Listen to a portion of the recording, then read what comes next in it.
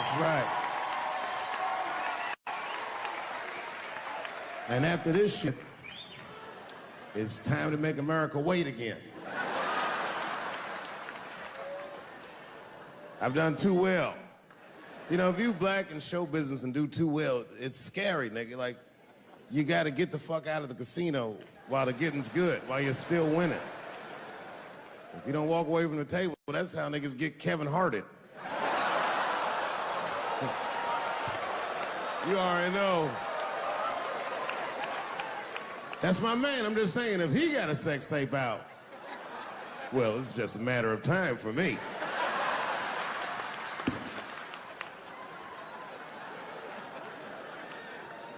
But you know why I be thinking sometimes I want to stop doing comedy? And you know, I don't want to sound like a braggart saying this, but the real, like, reason I want to stop is because I'm too goddamn good at it. I'm not even exaggerating. It's not exciting. Every night before I come out on stage, I'll be backstage like, I'm sure this is gonna go well. And it always does.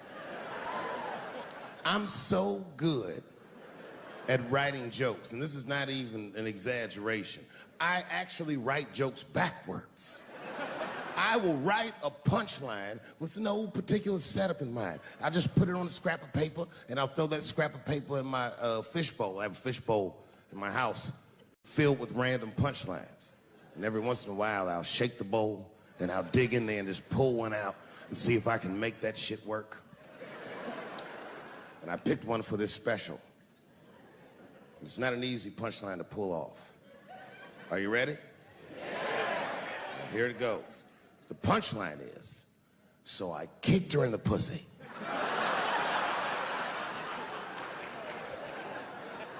I haven't finished the joke yet. I just know whatever happens in the beginning of the joke, at the end of the joke, for some reason, I'm gonna kick somebody in the pussy. And it's going to be hilarious. And you know what's weird? I've always remembered a time when I wasn't. You know, when I was growing up, I was probably about 8 years old, and at the time, we were living in Silver Spring. Yeah. Yes. Common misconception about me in D.C., a lot of people think I'm from the hood. That's not true. But I never bothered to correct anybody because I wanted the streets to embrace me. As a matter of fact, I kept it up as a ruse.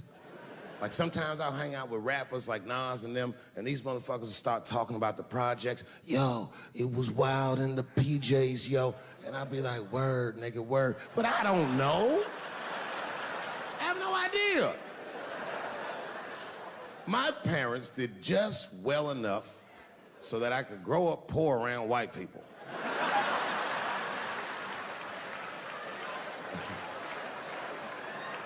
And to be honest, when Nas and them talk about the projects, nigga, I used to get jealous because it sounded fun. Everybody in the projects was poor, and that's fair. But if you were poor in Silver Spring, nigga, it felt like it was only happening to you. I know the pain of that first sleepover at a white friend's house. And you come back home on Sunday and just look at your parents like, y'all need to step your game up.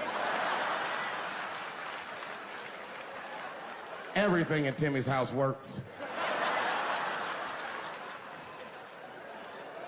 Remember the first time you saw that? In a cold winter, and you'd be at a white friend's house and see the motherfuckers in their living room without their coats on?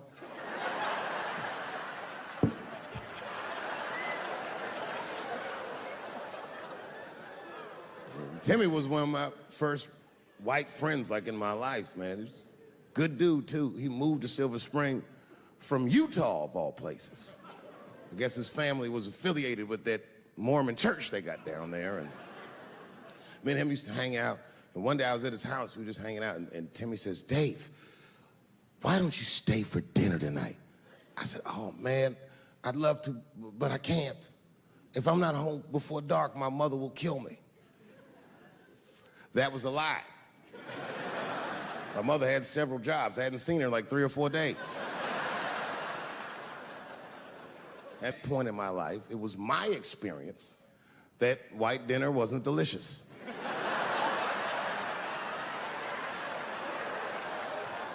I'd rather go home and fry some bologna or some shit like that.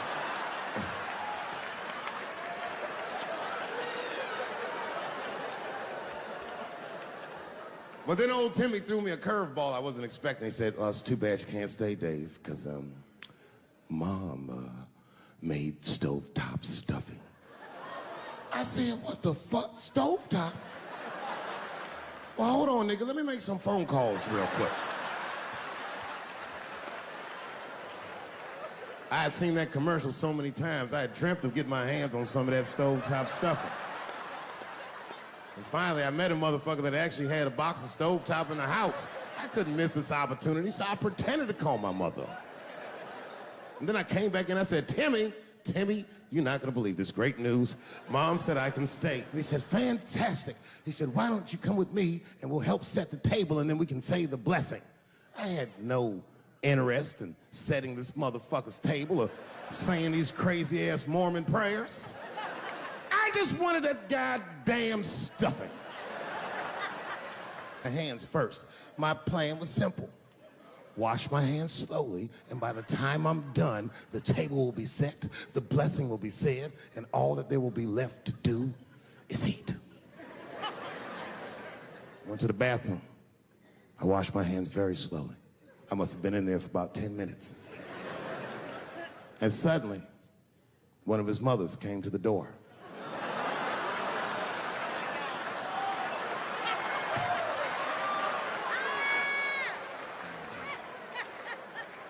She was like, hi, David, right?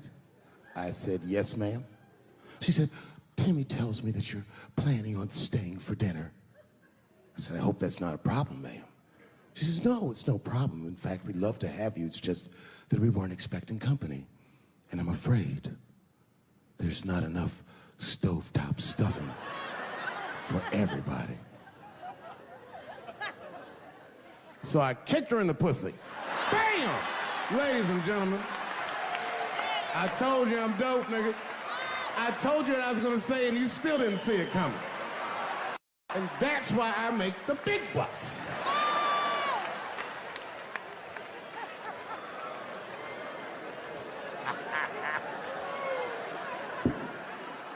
Oh my God. But there's a more important reason that I would stop doing comedy right now.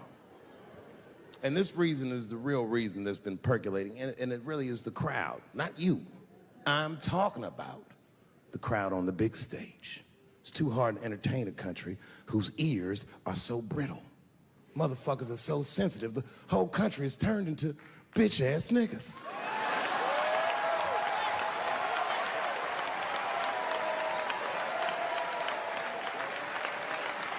Everything you say upsets somebody. You know, I can remember when it all started. It was when I was doing Chappelle show. When I was doing Chappelle show, I used to do the show, and then on the weekends, I do like concerts and shit like that. So I'm doing a concert, and there was a couple in the front row, beautiful couple. The wife was obviously Asian. You could see it in her face.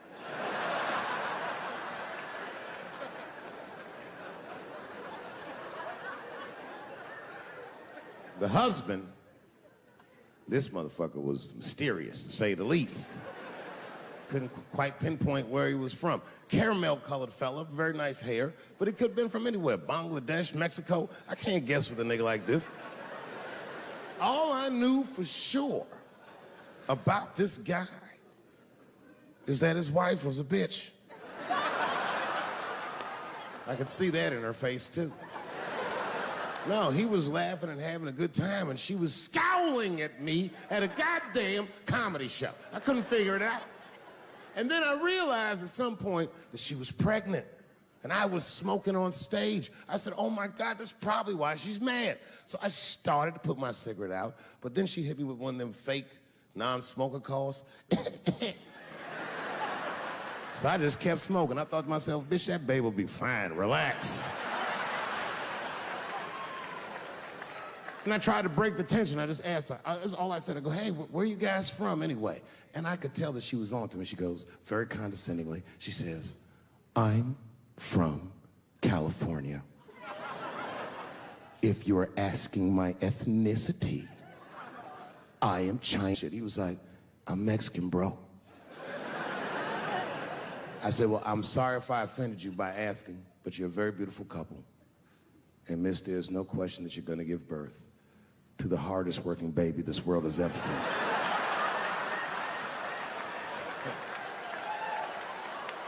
That's not a bad joke.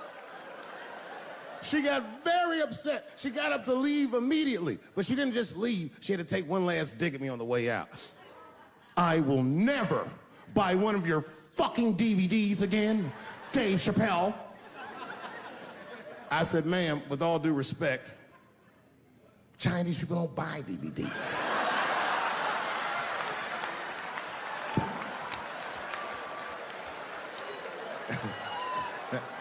And the crowd went crazy. We were all laughing, having a good time. I didn't even think anything of it. And then just 3 days later, this lady sends a fucking letter to my promoter telling him not to book me for shows anymore because I was, quote, racist, and I'm quoting her, insensitive to the nature of my interracial marriage. I was like, word, bitch, I was.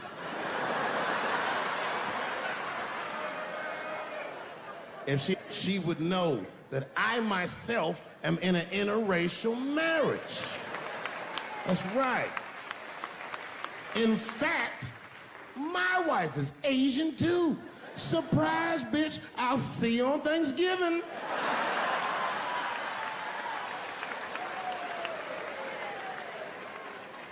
But my wife's not Chinese. She's Filipino. That's right, that's right. And our kids are Puerto Rican somehow, so there you go. I don't give a fuck about interracial marriage. In fact, you know what? My mother is half white. A lot of people don't know that. Well, all right, you were a little too excited, but okay. A lot of people don't believe me when I say that, but it's true. You can't tell looking at me, but if I grew my hair out, you would think you was at a fucking Cat Williams concert. My shit is beautiful. But motherfuckers are just taking it too far. I don't know why or how everybody got this goddamn sensitive. You know who hates me the most? The transgender community. Yo, yeah, these motherfuckers. I mean, I didn't realize how bad it was. These motherfuckers, I was really mad about that last Netflix special.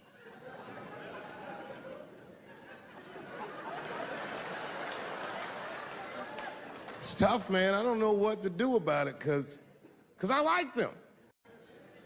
I always have. Never had a problem with them. You know, just fucking around. As a matter of fact, I think I make fun of everybody. And I mean, as a group of people, they have to admit,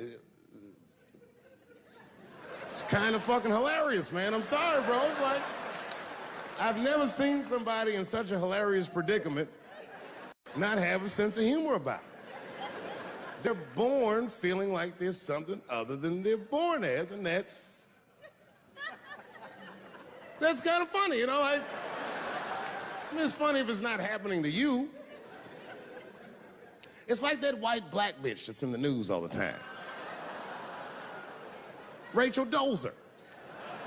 She's a white woman, but then she dressed up like a nigga and shot her way up to the very top of blackness. And I always wanted to meet her just so I could understand. I just wanted to like have dinner with her so I could just look in her eyes and call her a nigger to her face. The fuck is that bitch talking about? I identify black. That is trans talk, lady. Stop biting. Stop biting. There's a big difference between her and a trans. The difference between her and a trans is I believe transgenders. I don't understand them either, but I know they mean what they say. Them niggas cut their dicks off. That's all the proof I need. I've never seen somebody just throw their dick away. Don't need it.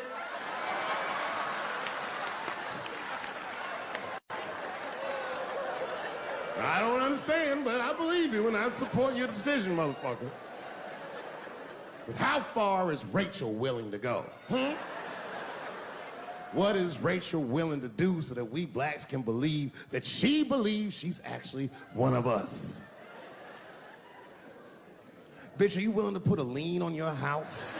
Invest in a mixtape that probably won't work out?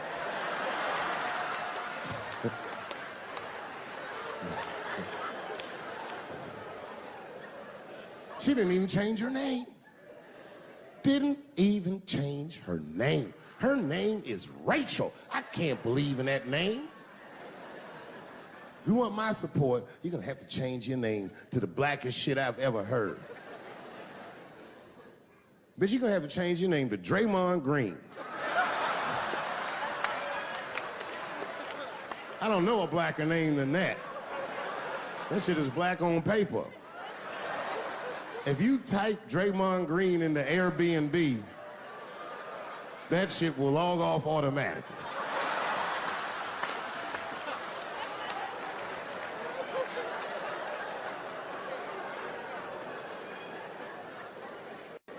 You know, people get mad, bro. People get mad about everything I say. I was doing a show. I was in Portland, Oregon, and I was checked in a hotel under the name Charles Edward Cheese.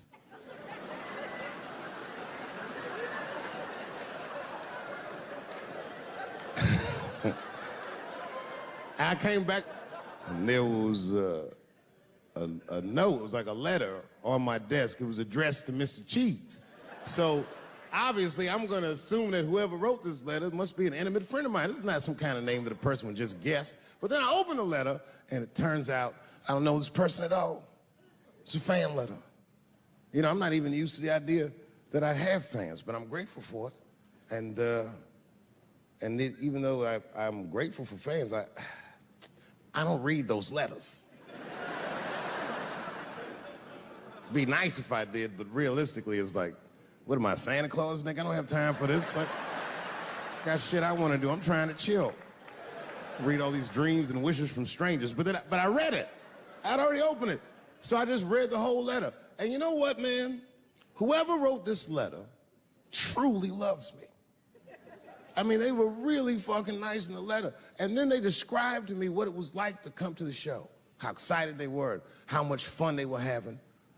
And then they said that when I got to my jokes about transgenders, that they were, quote, devastated. Because it turns out that whoever wrote the letter was transgender. Now, I'm going to be real for a second. You got to understand, I never feel bad about anything I say up here.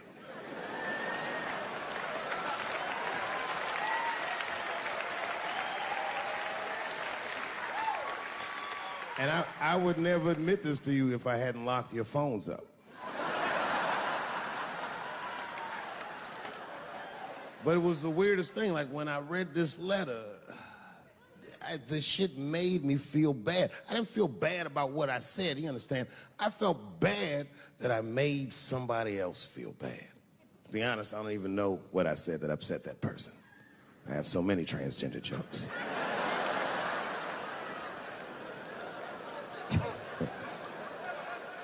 But I feel like it was probably this joke I'm about to tell you right now.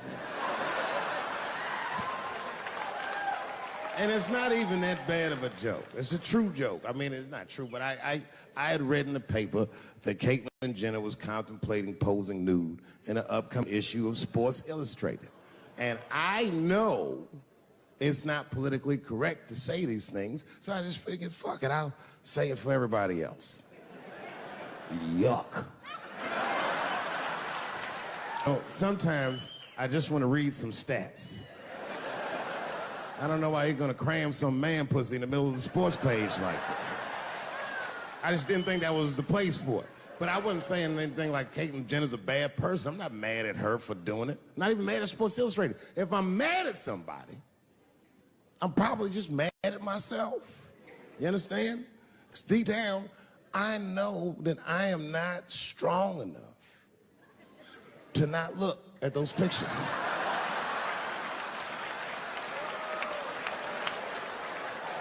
And I don't think I'm ready to see what she's trying to show me. So Caitlin, goddamn, if you go through with this thing, bitch, you better go hard or go home. I want you to go all the way. Hustler style. Do you know what hustler style means, miss? That means spread the lips.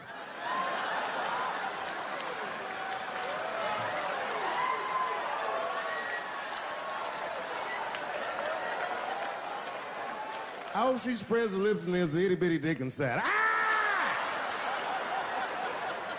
The show is behind the curtains.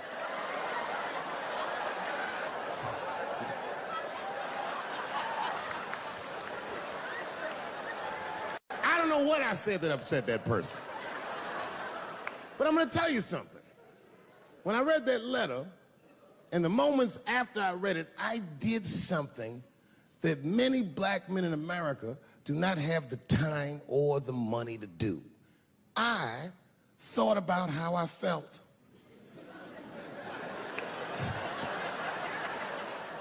I asked myself a very basic question that I don't think I ever directly contemplated. I said, man, Dave, if you're writing all these jokes, do you have a problem with transgender people? And the answer is absolutely not. The fuck do you guys think I am? I don't understand all the choices that people make. But I do understand that life is hard and that those types of choices do not disqualify you from a life with dignity and happiness and safety in it.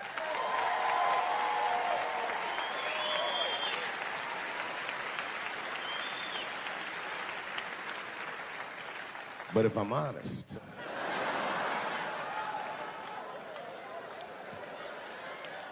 my problem has never been with transgender people. My problem is transgender people. I just feel like these things should not be discussed in front of the blacks. It's fucking insulting, all this talk about how these people feel inside. Since when has America given a fuck how any of us feel inside?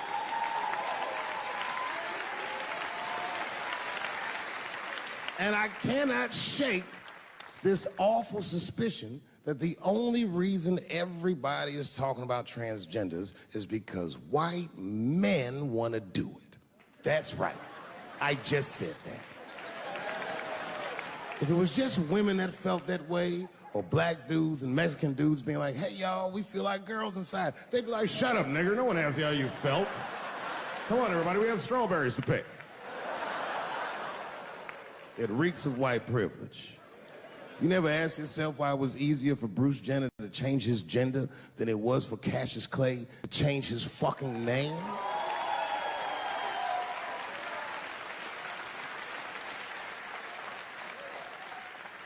And if I were to be brutally honest,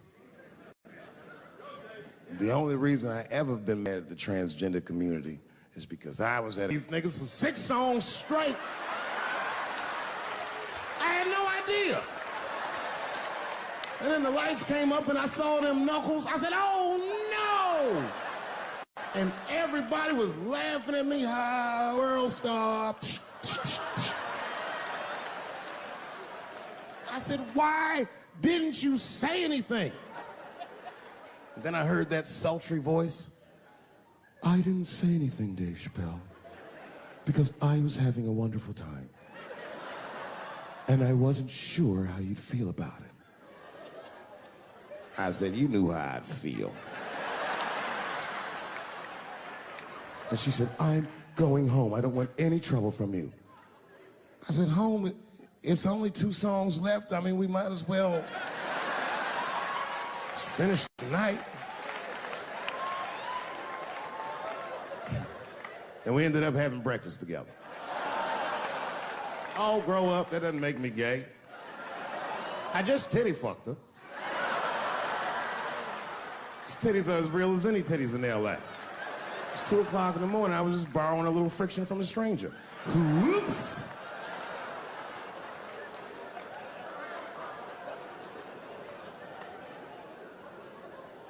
It's the madness of youth. It's the types of mistakes that a man makes when he's young. I wouldn't even know that it's necessarily a mistake. It was a wild night out. But I don't do it like that anymore. I'm old. I'm 44 now. Man. It's the first time in my life I've ever, like, started to physically feel my age. It's tough, man. You know how I know I'm getting old? This is embarrassing, but I was in my hotel room. I'm not gonna lie, I was jerking off, like. And I was, like, really sweating it out. And this is when I knew I was old. I just gave up in the middle, like nothing even happened.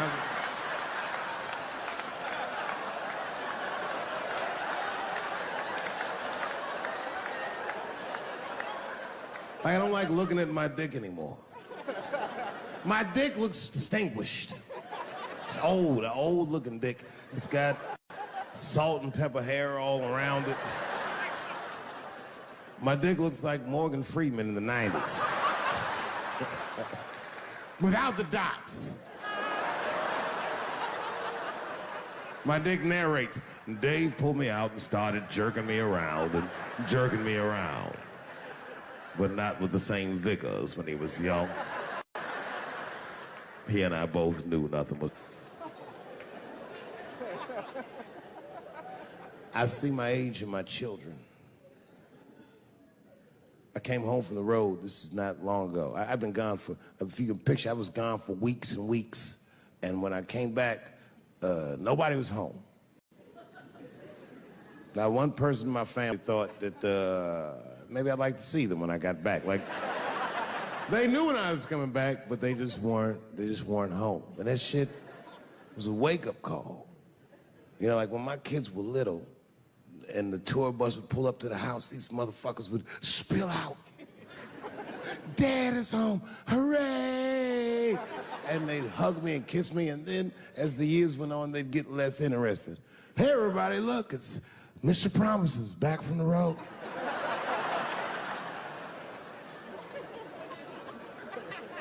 But empty house, that's some cold shit.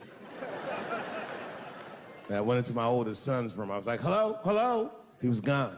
And I'd never done this to him before, but for some reason I just did it. I just looked through his shit. Just to see who this motherfucker was becoming. And I found these notebooks and I started going through them. Written as his handwriting. I didn't even know this nigga wrote poems. And then I looked through his drawers and I opened up his middle drawer. And I found this rolling paper. And I looked down at them papers like, oh, that's where that poetry's coming from.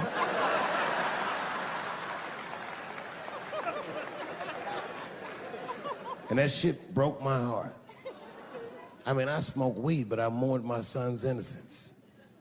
And I cried a little bit. And I took his papers upstairs to my room. Rolled some weed that I'd hid from the family. And I got really high. And then I got paranoid, so I put his papers back how I found them. So he wouldn't know what I was up to. This nigga won't even know that that happened until he sees the special. Yeah, nigga, I found your papers. He's a cold motherfucker. Let me tell you, this kid is only 16 years old. Listen to what he did to me. This motherfucker calls me up in the middle of the night. It was 1 o'clock in the morning. He goes, Dad, don't be mad. I knew something was, what's going on? He said, listen, I'm fine. And don't forget, you told me to do this. I'm at a party, and my designated driver had too much to drink. And me and my friends need you to come pick us up. I said, Jesus Christ, it's 1 o'clock in the morning, nigga. I am shit-faced.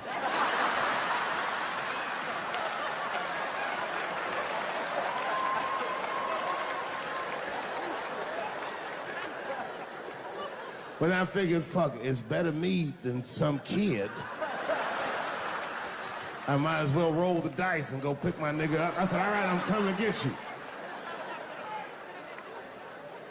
Just give me the address and I'll be right there. And then he gave me the address and I was shocked. I said, son, you are not gonna believe this, but I'm at the same party, nigga.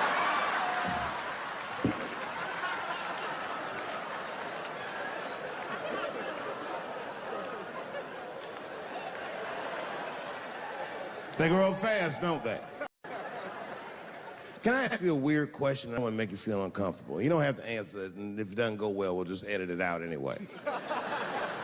Is it weird to be the only white people in a row?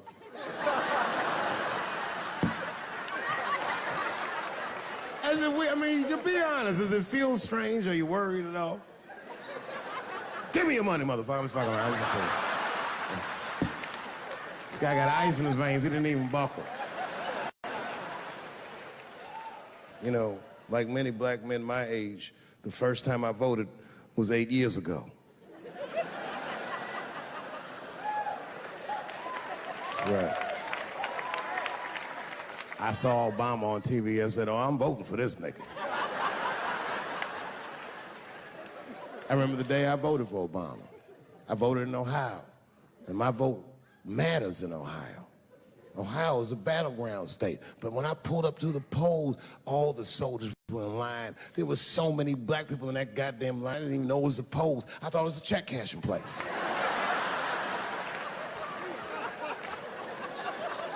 We were hugging each other, and old people were singing hymns and spirituals. They verdict times 10 or some shit. I've never seen black people that happy. 8 years later, I'm pulling up to the polls again. This time, I'm driving a brand new Porsche because the Obama years were very good to me.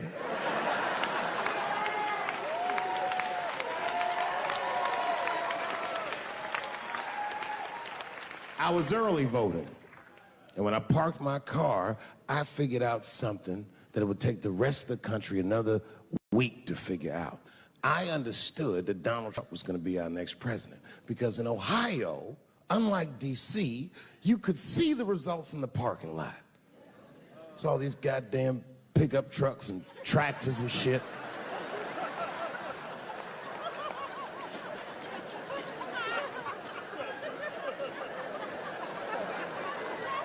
And then I walked up and I saw a long, long line of dusty white people.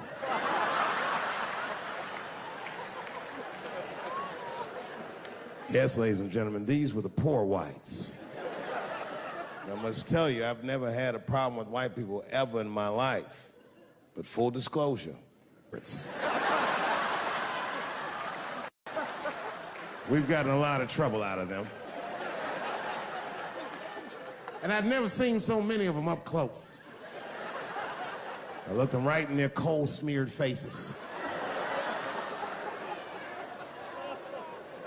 And to my surprise, you know what I didn't see? I didn't see one deplorable face in that group. I saw some angry faces and some determined faces, but they felt like decent folk.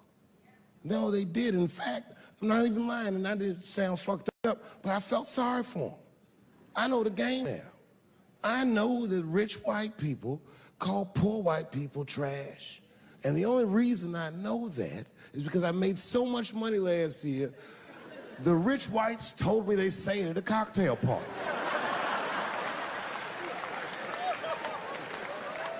And I'm not with that shit. And I stood with them in line like all of us Americans are required to do in a democracy. Nobody skips the line to vote. And I listened to them. I listened to them say naive, poor white people things. Man, Donald Trump's gonna go to Washington and he's gonna stand there thinking in my mind, you dumb motherfucker.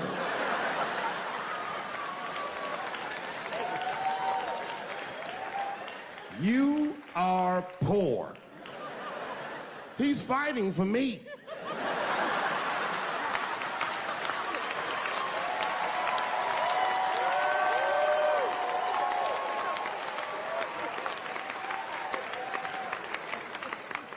And they all looked at me. They could tell who I was voting for just as easily as I could tell who they were voting for. But do you guys know what we all had in common? Not one of us, not a single one of us, looked like we felt good about what we had to do in that booth. We were just doing our goddamn duty. Yes, I voted for Hillary Clinton. Of course I did. I voted for her because I liked what she said vastly better than I liked what he said. But to be honest with you, at that point, that shit was like watching Darth Vader do the I Have a Dream speech. That bitch is mean as hell. She had already Karate Kid swept Bernie Sanders' legs from underneath him. Boy, it was hard voting for that shit. But it was the lesser of the evils. I know you were a Clinton supporter, Miss I am sorry for her, but it didn't feel as good as it should have. She was gonna be our first woman president. They were gonna make coins out of this bitch.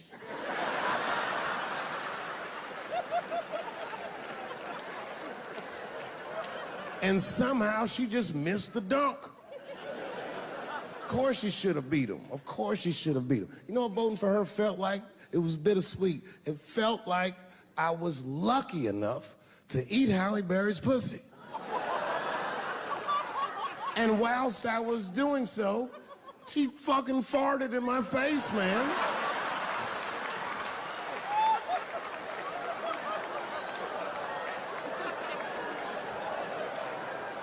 Now you understand, I'd still do it. But boy, I wish she didn't fart in this great nation's face. I voted that day, and then that same day I flew to New York City. I had work. That night I was in a comedy club in New York, and I said to an audience almost exactly what I just said to you. And I didn't know that there was a journalist in the room. And this journalist wrote an article. The headline of the article said, Dave Chappelle is an avid. Yeah, I had no idea the paper said that. And you know how I found out? My wife called me from Ohio the next morning in a goddamn panic. David, what the fuck is going on in New York? I said, I'm being good, but what have you heard?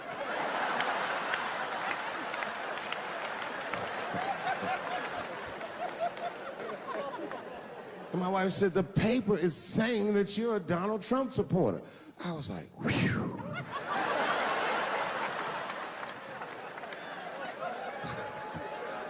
I said, don't worry about that shit, baby.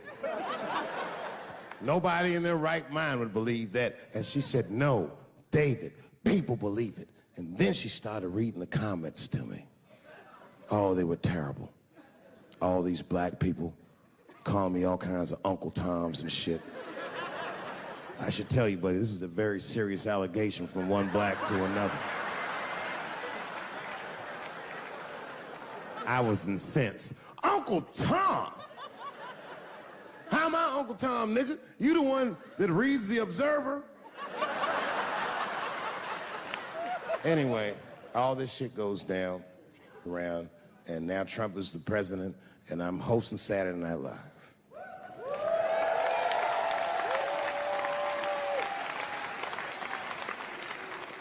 And I didn't really prepare my monologue, I just kind of winged it.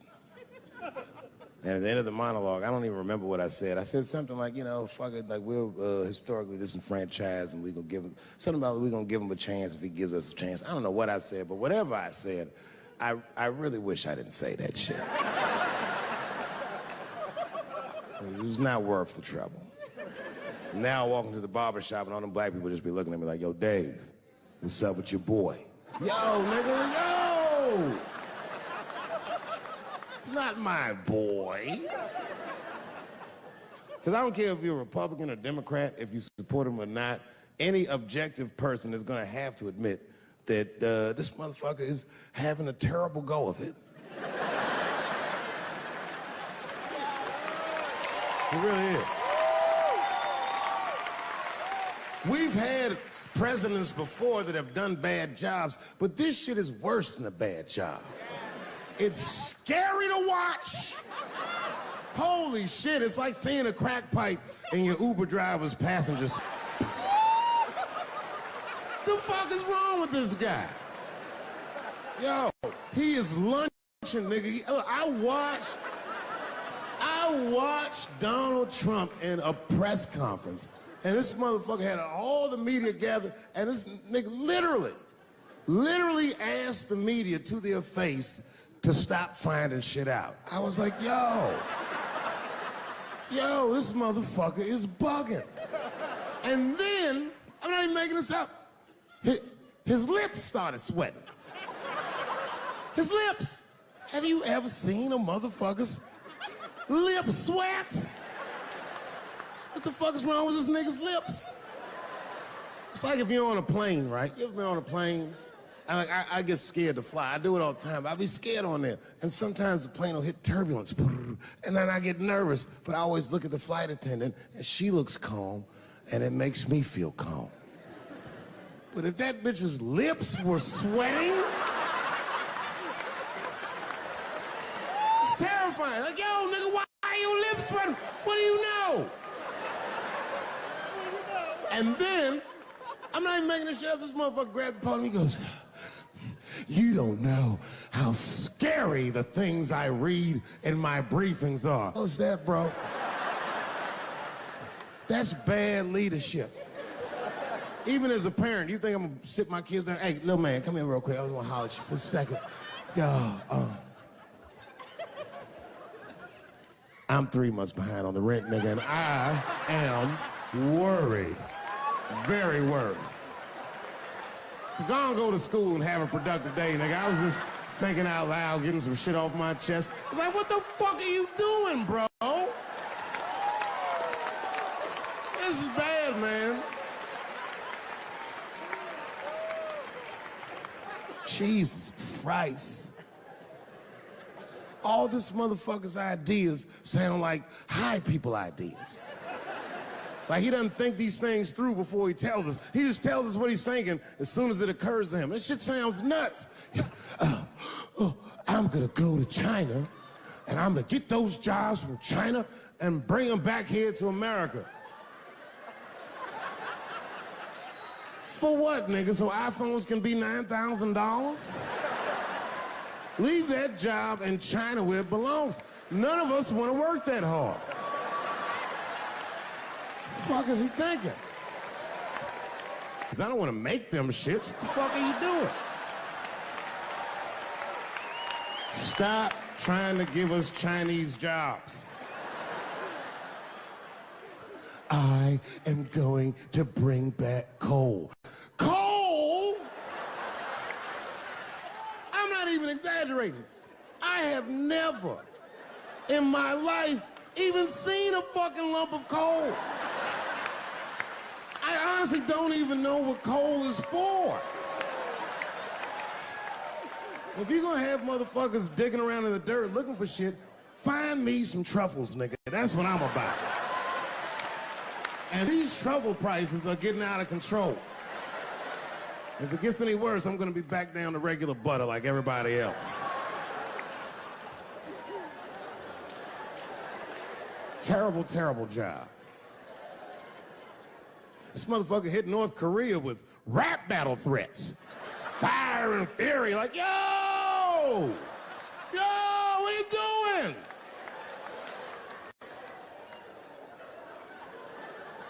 It's fucking Korea, man. Kim Jong-un is a scary motherfucker. He might be as crazy as Trump. Some scary shit. And if you one of them naive motherfuckers that thinks that a war with Korea is gonna be easy, then you don't play Call of Duty at 3 a.m. like I do. Because that's when the Koreans play. Fucking 8-year-old Korean kid took out my whole goddamn platoon last night.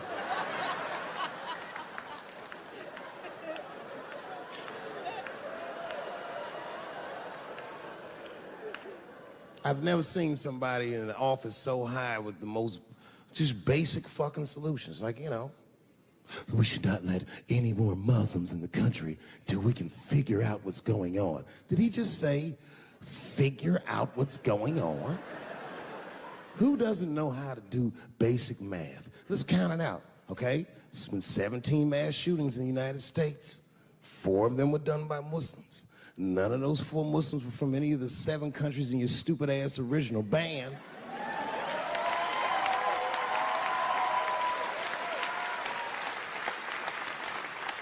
And since he brought it up, the other 13 shootings were done by the Tiki Torch whites.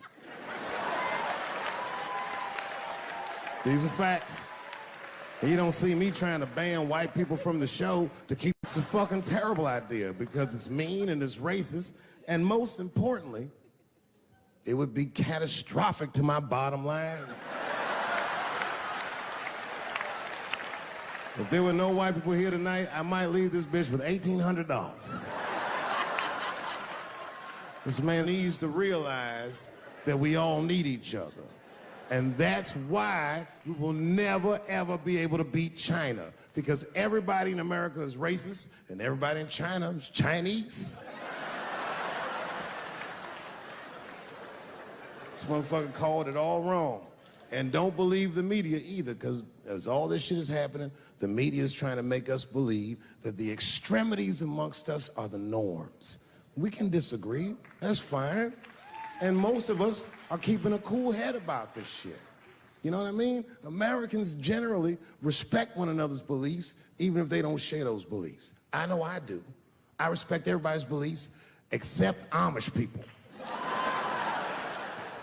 Because they are the only ones that I can say clearly their God is wrong. The speed limit is 75 miles an hour in Ohio, and one lane of traffic is buggy. Nigga, your God is ridiculous. All the Amish people around my way know me too. Not from television, obviously. They know me from the streets. Because when I see them horse and buggies, I'll pull the Porsche over and talk to them. Ezekiel, are you sure that God doesn't want you to have any of this technology or this energy? Huh? Huh? I can't hear you, nigga. Let me turn this air conditioner off. What did you say? And them niggas be like, get away from me, ye. Ye tried to tempt me like the devil. Devil? Nah, bro, I'm trying to put you on to the game, Zeke. It's a big world out here, nigga. I just went 25 miles in 30 minutes. That's a day's journey for you. You don't even know what the weather's gonna be tomorrow, do you? I do. You don't even know that there's a valuable Pokemon right on you. I drive away. Huh? Oh, my vape pen? You want to hit my vape pen? Oh, sorry, nigga. I'm trying not to get herpes. My bad. I've been playing cat and mouse with herpes for 30 years now, but every night I go to the club, I'll be like, not tonight, herpes. No disrespect. I'm not saying you have herpes. I'm just saying 1 out of 5 people do. So let's just all be careful around this motherfucker and make sure that we leave with the lips we came with.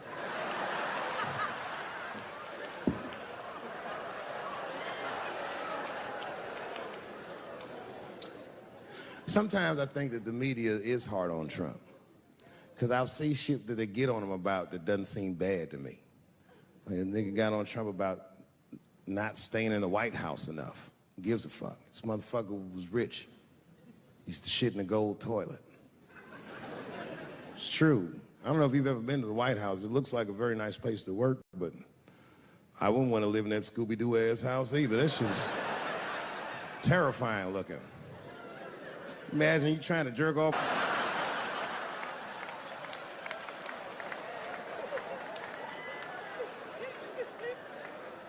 Shit, Bush didn't stay there either. He was rich too. He was like, fuck that, I'm going to my ranch in Texas. Obama was the first motherfucker to move into the White House like, this is a nice place. Look at this rug.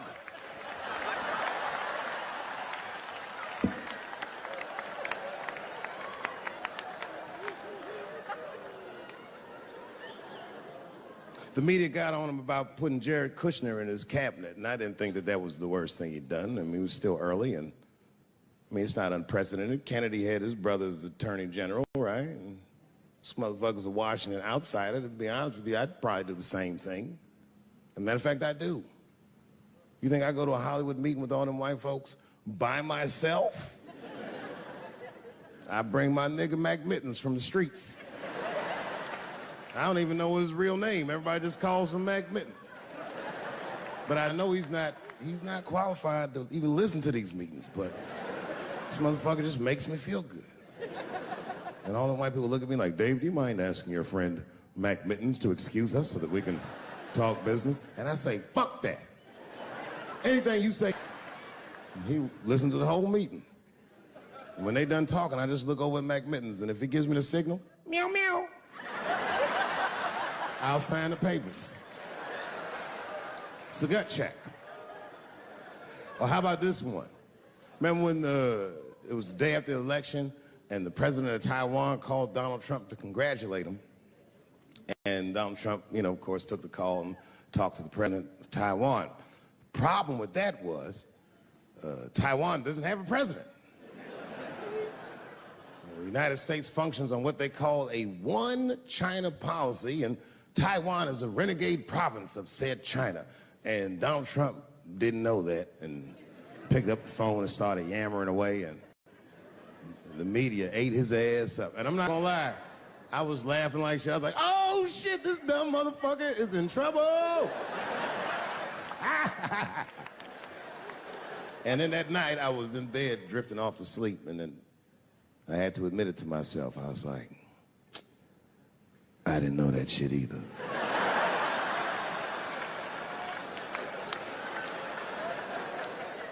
And then I realized the media got the story wrong. The story wasn't that Donald Trump took the call. Nobody told Donald Trump not to take the call. That's terrifying.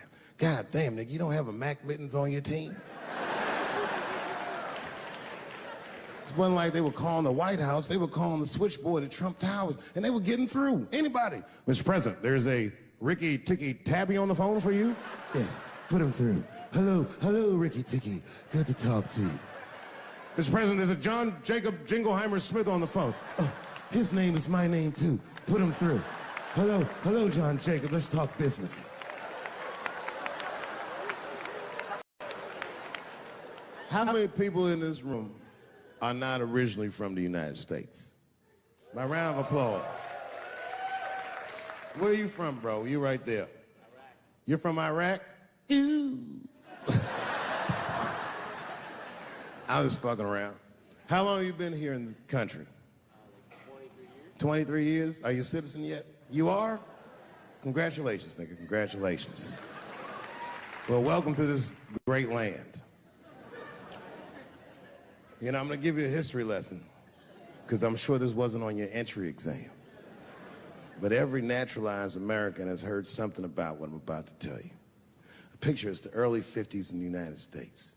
This 14-year-old boy goes down from Chicago to Mississippi to meet his extended family for the first time. He'd never been to Mississippi. And before he went, his mother said to him, very pointedly, she said, if a white man looks you in your eyes in Mississippi, look away. And I don't know what you know about black people from Chicago, but they're not a scared people. Legend has it, he was in front of a convenience store hanging out. A white woman walked out of the store, and he thought she was pretty, and he said, bye, baby. Not realizing that he had just made a fatal mistake. 4 days later, a group of adult white men burst into this family's home and snatched a 14-year-old boy out of bed in front of his family that was powerless to stop them, and he was never seen alive again. His name was Emmett Till. They found his body maybe a few days later. It was in a creek, tied to a wheel so it would sink, horribly beaten and bloated. Hideous. And lucky for everybody in America, his mother was a fucking gangster. She was.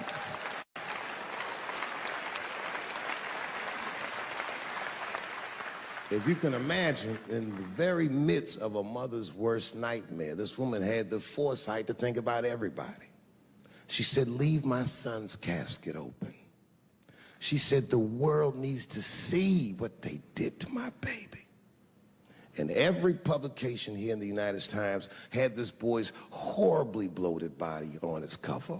And if our civil rights movement was a car, this boy's dead body was premium gas. This was a very definitive moment in American history where every thinking and feeling person was like, ugh, we gotta do better than this. And they fought beautifully, and here we all are.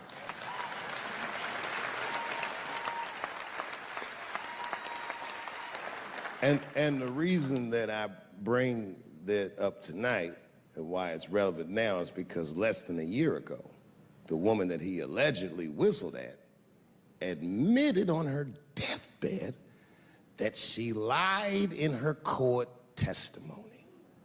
And you can imagine when we read that shit, we was like, ooh, you lying ass bitch. Was furious. But that was my initial reaction. And initial reactions that we all learned as we get older are often wrong or more often incomplete. They call this phenomenon standing too close to an elephant.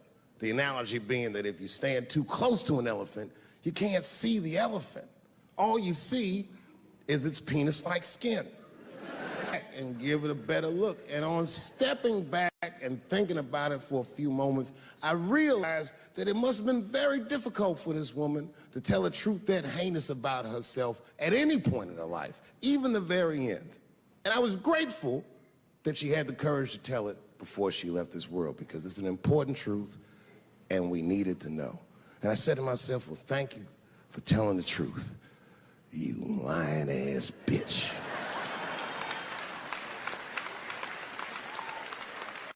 And then time goes on, and then after time, you can kind of see the whole elephant. And it's humbling, because you realize that this woman lied, and that lie caused the murder. But that murder set in motion a sequence of events that made my wonderful life possible, that made this very night possible. How could this be that this lie could make the world a better place? It's maddening. And that's how I feel about this president. I feel like this motherfucker might be the lie that saves us all. Because I have never felt more American than when, Jesus Christ, it's good. And when it happens, I can see everybody that's struggling. So if I'm on stage and I tell a joke that makes you want to beat up a transgender, then you're probably a piece of shit and don't come see me anymore. Or if you don't understand that when a football player takes a knee during the national anthem, he's actually standing up for me, then you might not want to fuck with me anymore. But I swear, no matter how bad it gets, you're my countrymen, and I know for a fact that I'm determined to work shit out with y'all. And if that woman that said that heinous lie was alive today, I would thank her for lying. And then I would kick her in the pussy. Man, fucking Texas, this place is pretty good. Pretty damn good. You know, I was in Santa Fe the other night and a motherfucker threw a banana peel at me. Yeah, that didn't feel so good. Of course, it was a white person. Not to indict the whites, I'm just saying. And then not only did he throw a banana peel at me, but it was premeditated. You could tell. You could tell the peel was too brown, you know what I mean? It was like, you didn't eat that banana recently, motherfucker. You had that shit waiting on me. And the whole crowd was white, so it just got instantly creepy, and everyone looked like they were looking at 12 Years a Slave or something. They were always like,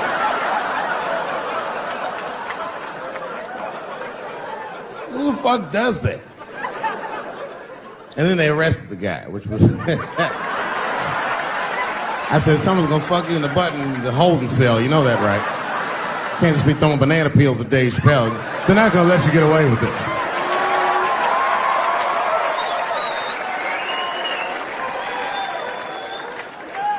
And the press called me up like, do you have a statement? A statement? For a fucking banana peel? No! I don't have anything to say.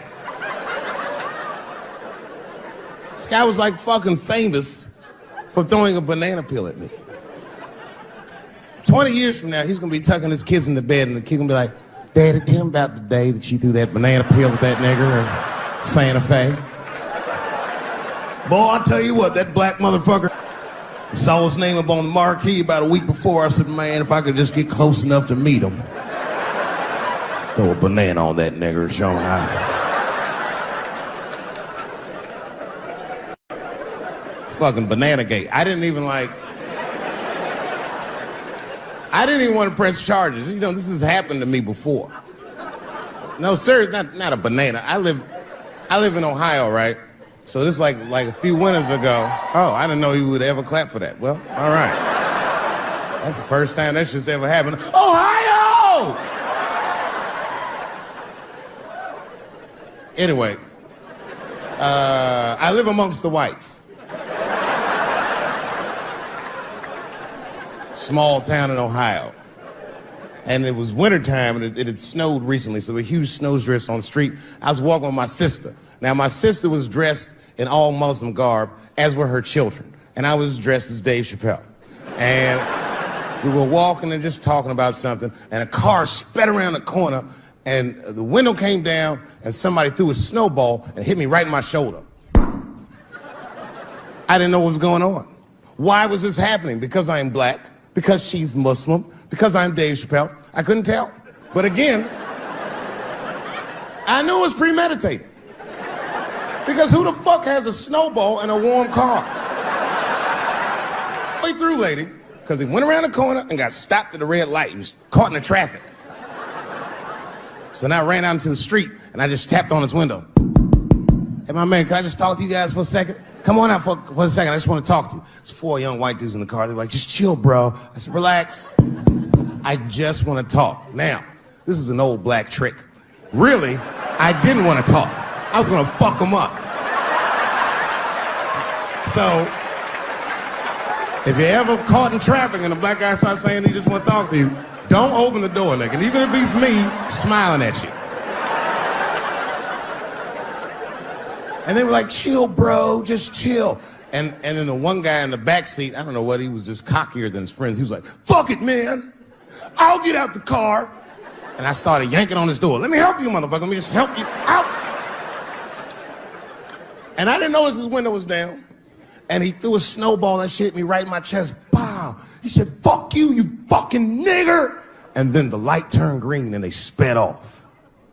And I smiled from ear to ear. I looked at my sister and she said, I got the plates. And I was happy as shit because throwing a snowball at a motherfucker is a misdemeanor assault. But if you call me and me and my sister start dancing, we gonna send this motherfucker to jail. Now I didn't notice it, but while I was yelling at him, a crowd of all white people had formed because it was an all white town. And I was like, uh-oh, I thought I was gonna get jumped. And one of them white guys stepped out and was like, I didn't like that at all. This is not what this town represents. I don't want this goddamn stuff in my vicinity. And another white guy was like, yeah, I didn't like it either. And then an old white guy stepped out of the crowd and said, young man, if you're going to fill out a police report, I would like to come with you and do the same. I said, you guys would do that for me? And the whole crowd said, hooray! I said, come on, y'all. I look like Malcolm X going to see Brother Johnson with a trail of white people.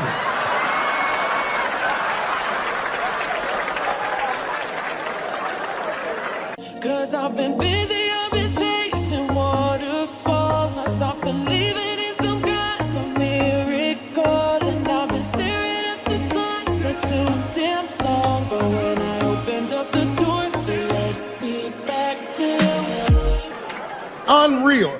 Hour later, we was all just sitting in the police station, and the police came in. They're like, well, Mr. Chappelle, 16 identical police reports. We ran the tags, 2 young men that had their mother's car.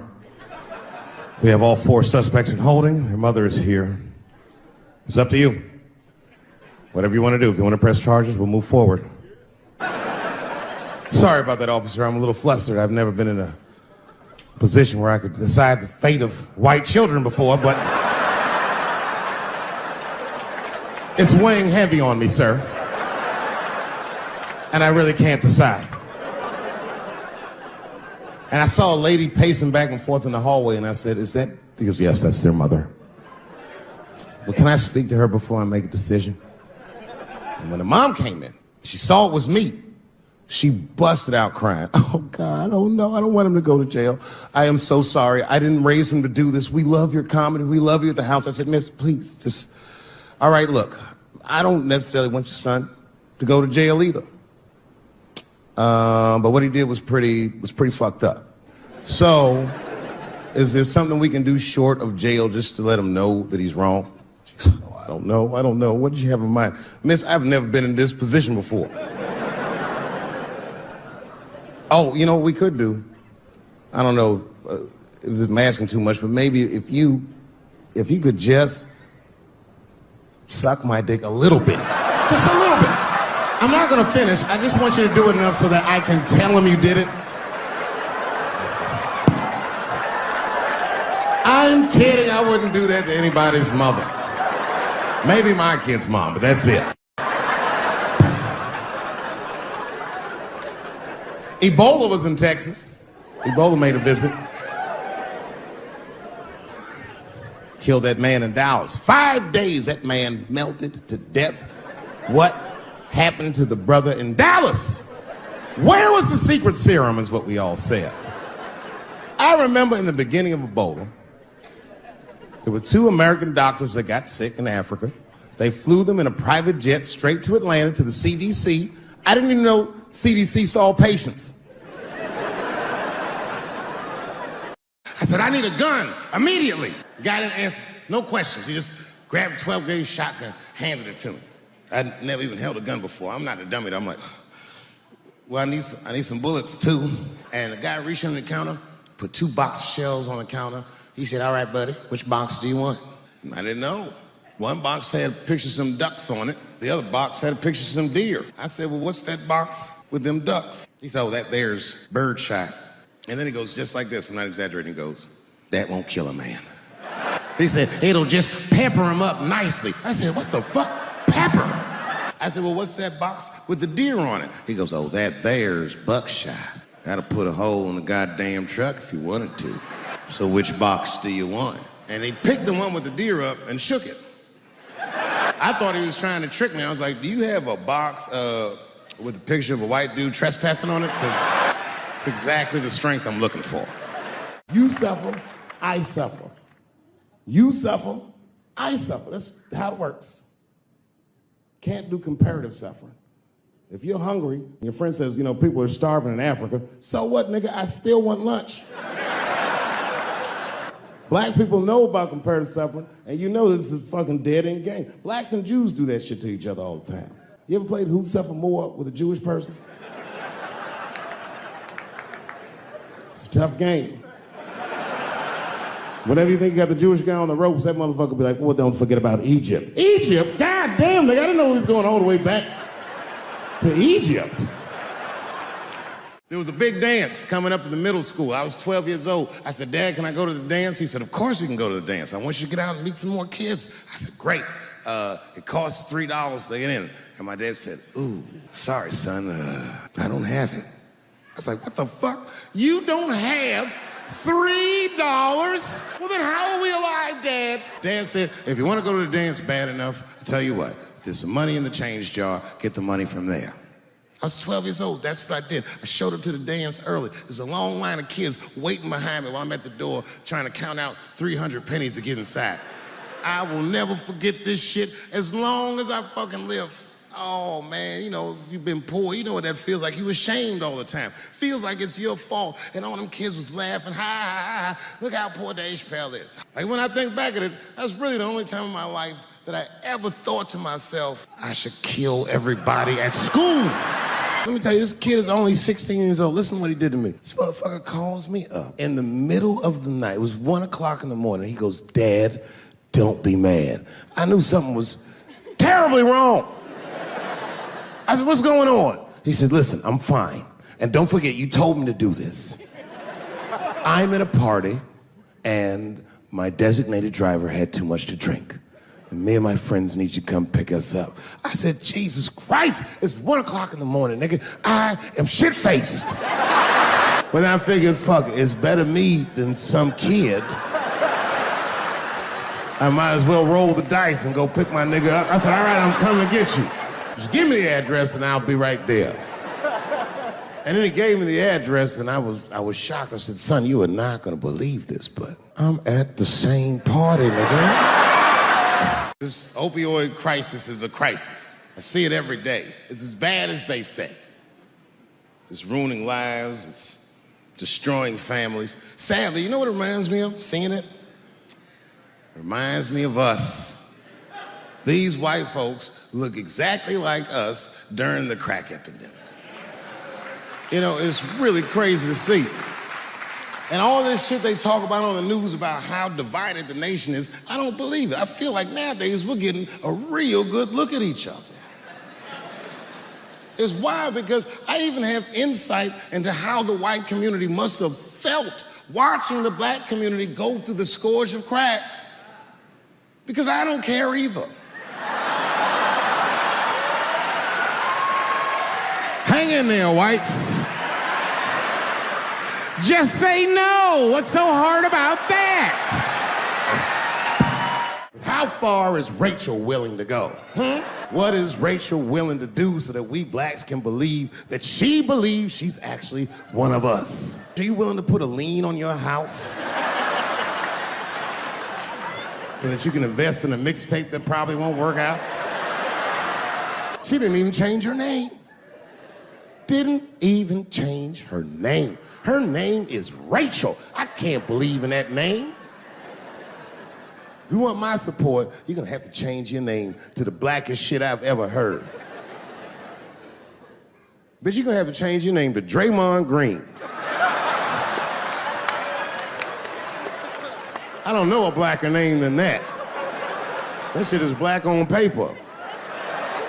If you type Draymond Green into Airbnb, that shit will log off automatically. I saw that videotape of that lady that got beat up in LA in the traffic. They beat a black woman. This woman didn't even do anything wrong. Didn't even go to court. The city of LA just gave that woman $1.5 million for her pain and suffering. That is not bad, considering that's the same amount of money that Marcos Maidana made to fight Floyd Mayweather the second time. And this woman obviously hasn't trained a day in her life. You can see it on the tape. She didn't come to fight. Her guards were low. She was taking a lot of shots. Everybody's mad at police now. I watched that. You see that shit on Netflix? The making a murderer? The Stephen Avery story? Yeah, well, if you haven't seen it, check it out. Stephen Avery is in more trouble than any white person in the history of the United States has ever been in. In a justice system designed for him to thrive, he's failed miserably twice. I can't even wrap my mind around it. If Making a Murderer was about a black dude, that shit would be called Duh. And now we get to the core of the crisis. What is a woman? What is that in this day and time? Is there even such thing as a woman or a man or anything? Seems to be a question nowadays. Now listen, women get mad at me. Gay people get mad at me. Lesbians get mad at me. But I'm gonna tell you right now, and this is true. These transgenders, these niggas want me dead. I've gone too far, I've said too much. And I gotta tell you, I'm very worried about it. I'm not even joking. Every time I come out on stage, I be scared. I be looking around the crowd, searching for knuckles and Adam's apples to see where the threats might be coming from. A nigga came up to me on the street the other day. He said, "Careful, Dave, they after you." I said, "What? One they or many theys?" You can't scare these white people. I tried. Roll up on them. Boo! The hell is wrong with you? Those days are over. I'm glad that, like we're doing a show here by Howard, and you see like white people come out, and that's good. And one thing I'm seeing, you'll be walking down the street and you'll see like a group of black dudes walking. Not just any old black dudes, we talking, thugs. Talking, there'll be some thugs. And in the group, they got like one or two, sometimes as many as 3 white guys will be with them. You ever seen this shit? Well, let me tell you something about those white guys. Those white guys are the most dangerous motherfuckers in them groups. It's true, man. It ain't no telling what they've done to get them black dudes respect. Well, them black dudes have seen them do some wild shit, I'll tell you that. I've been trying to tell brothers that. Every group of brothers should have at least one white guy in it. I'm serious, for safety. Because when the shit goes down, somebody's gonna need to talk to the police. If you're in a group that I made fun of, then just know that I probably will only make fun of you if I see myself in you. I make fun of poor white people because I was once poor. I know what it's like to have a cold house. I wasn't allowed to touch the thermostat growing up without asking my father. And it would be fucking freezing in the house. I'd be like, Dad, please, can I please just turn the heat up to like, I don't know, 32, nigga, it's really cold. And my dad would say, just put more clothes on, David. Got all three of my outfits on, nigga. When you look at me, I'm freezing up here. And I said this, I didn't say it to him, but I said it in front of him so he could hear it. I said, I fucking hate being poor. And my dad got really upset. You are not poor. He said, poor is a mentality. He said it's a mentality that very few people ever recover from. Don't you forget it, son. You are broke. Americans generally respect one another's beliefs, even if they don't share those beliefs. I know I do. I respect everybody's beliefs except Amish people. Because they are the only ones that I can say clearly their God is wrong.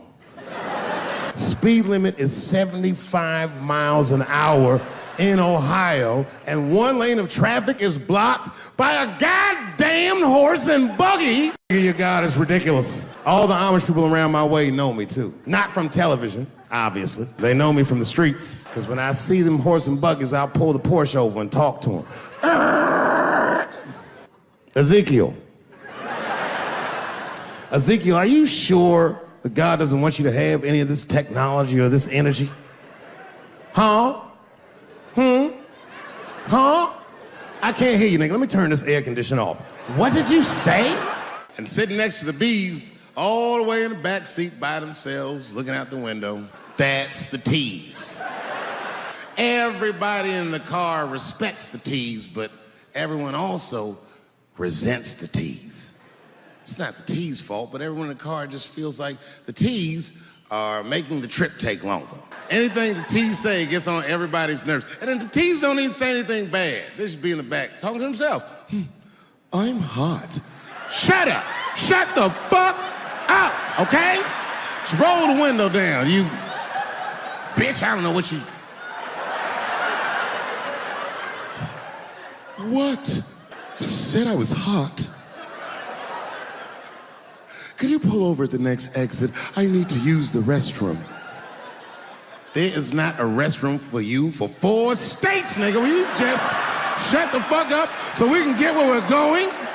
A lesbian woman that tried to sell a story about me to TMZ. Thank goodness TMZ could see right through the sham of that story. This woman claimed that I beat her up in a nightclub because she was a lesbian. That is fucking crazy. Bitch, I didn't even know you was a woman.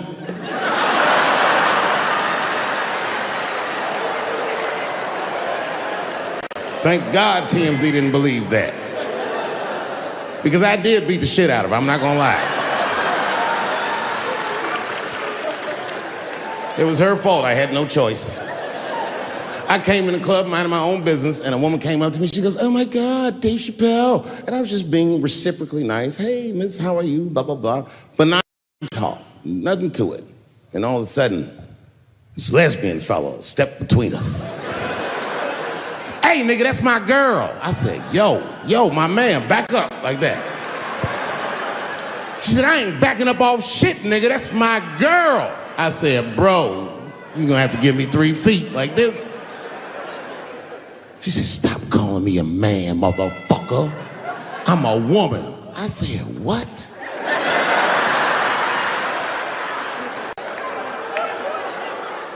And then I looked deep in this nigga's cheekbones. I said, oh my God, you are a woman.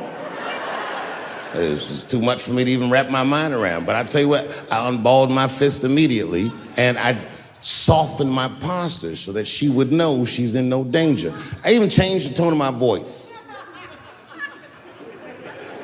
I said softly, sweetly, like a pimp might say. Bitch, I'm about to slap the shit out of you.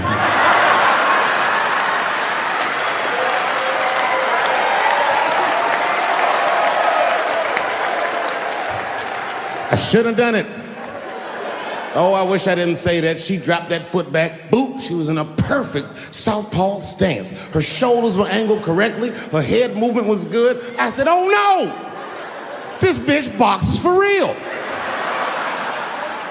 She threw a wild hook at me and I saw it coming from yesterday, so I slipped it like this. I had no choice. I had to go to work. I let that jab go. You should have seen me go, nigga. I tenderized them titties like chicken cutlets.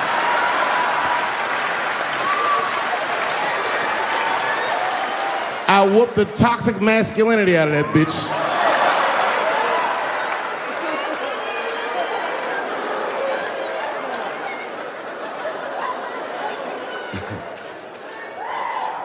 That's why I don't go out no more.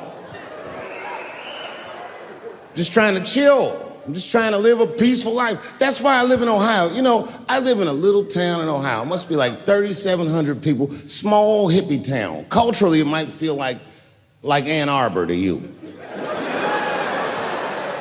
know what I mean? Just a bunch of hippies and shit like that. And niggas always ask me, like, Dave, why you live in that hippie town? And I'd be embarrassed to tell them the truth. But you know why I live there? Because Yellow Springs, Ohio, has the most beautiful women in the world. And a lot of people might disagree with me, but you gotta see them for yourself. They're gorgeous. But it all depends on what you're into, you know what I mean? I like white bitches with dirty feet.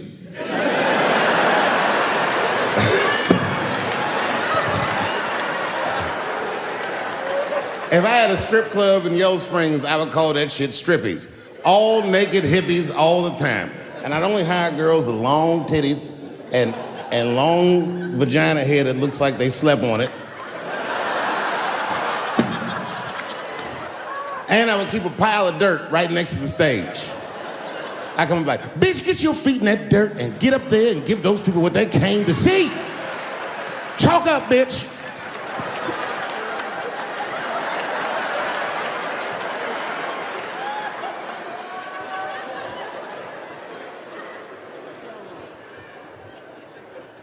A couple years ago, I was in Ohio at a shopping mall. An old white lady, this is true, she was following me around the mall, which sounds paranoid, but I'm sure she was following me. Mean lady, too. You ever see a woman with lines on her face that just tell you, like, even if she smiled, it looked like it would hurt the muscles in her face? I knew she was following me because she was at places that had nothing to do with her. I'd be looking around like, what is this old bitch doing in GameStop and Foot Locker and all the places I like to go? Every time I see her, she'd just be looking at me all mean. And eventually, I forgot about her. So then after I'm shopping, I go all the way to the back of the parking lot. I'm parked all the way in the back. And as soon as I open my car door, I hear a voice go, David Chappelle. Just like that. I didn't even have to look. I knew it was her. And I looked back, and sure enough, there she was, that face. To be honest with you, she probably wasn't even that old. She's probably around my age. But she was a white woman. This bitch looked terrible.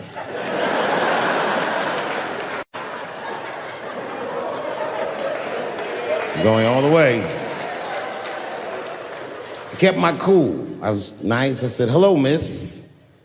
And she didn't say anything back. All she said was, I watch your comedy. I said, uh-oh. And then she says, it's true, she goes, it sounds to me like you hate women. I said, well, you know what, miss? It's art.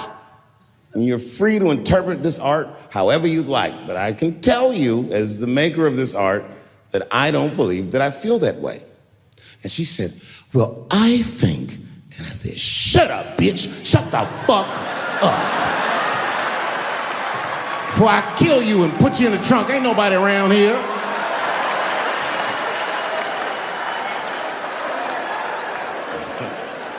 I'm just kidding, I didn't say that.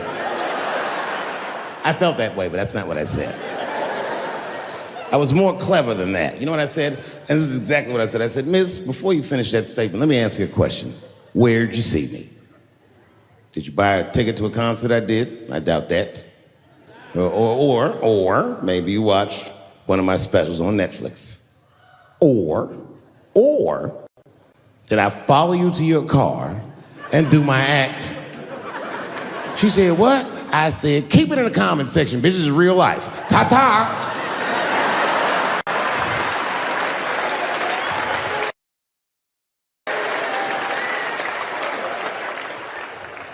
And then I drove off. Now, I gotta tell you, and this is gonna surprise some people here, but not everybody. People say things to me all the time, but what you don't know is it does affect me. I think about it. And that one bothered me a lot. I was driving home, couldn't stop thinking about what this woman said because she's not the first woman that said that to me. It's puzzling. You know what I mean? Like, what could I possibly be saying that would make these bitches think I hate women?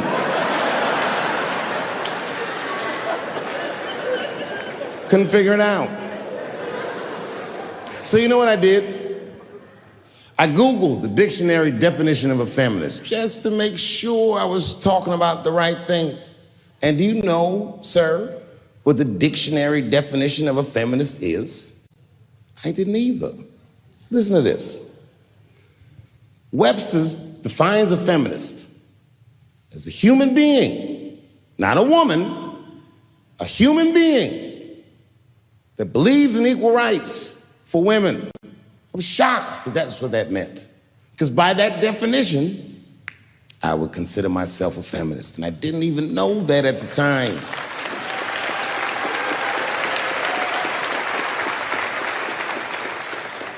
All these years, I thought it meant frumpy dyke.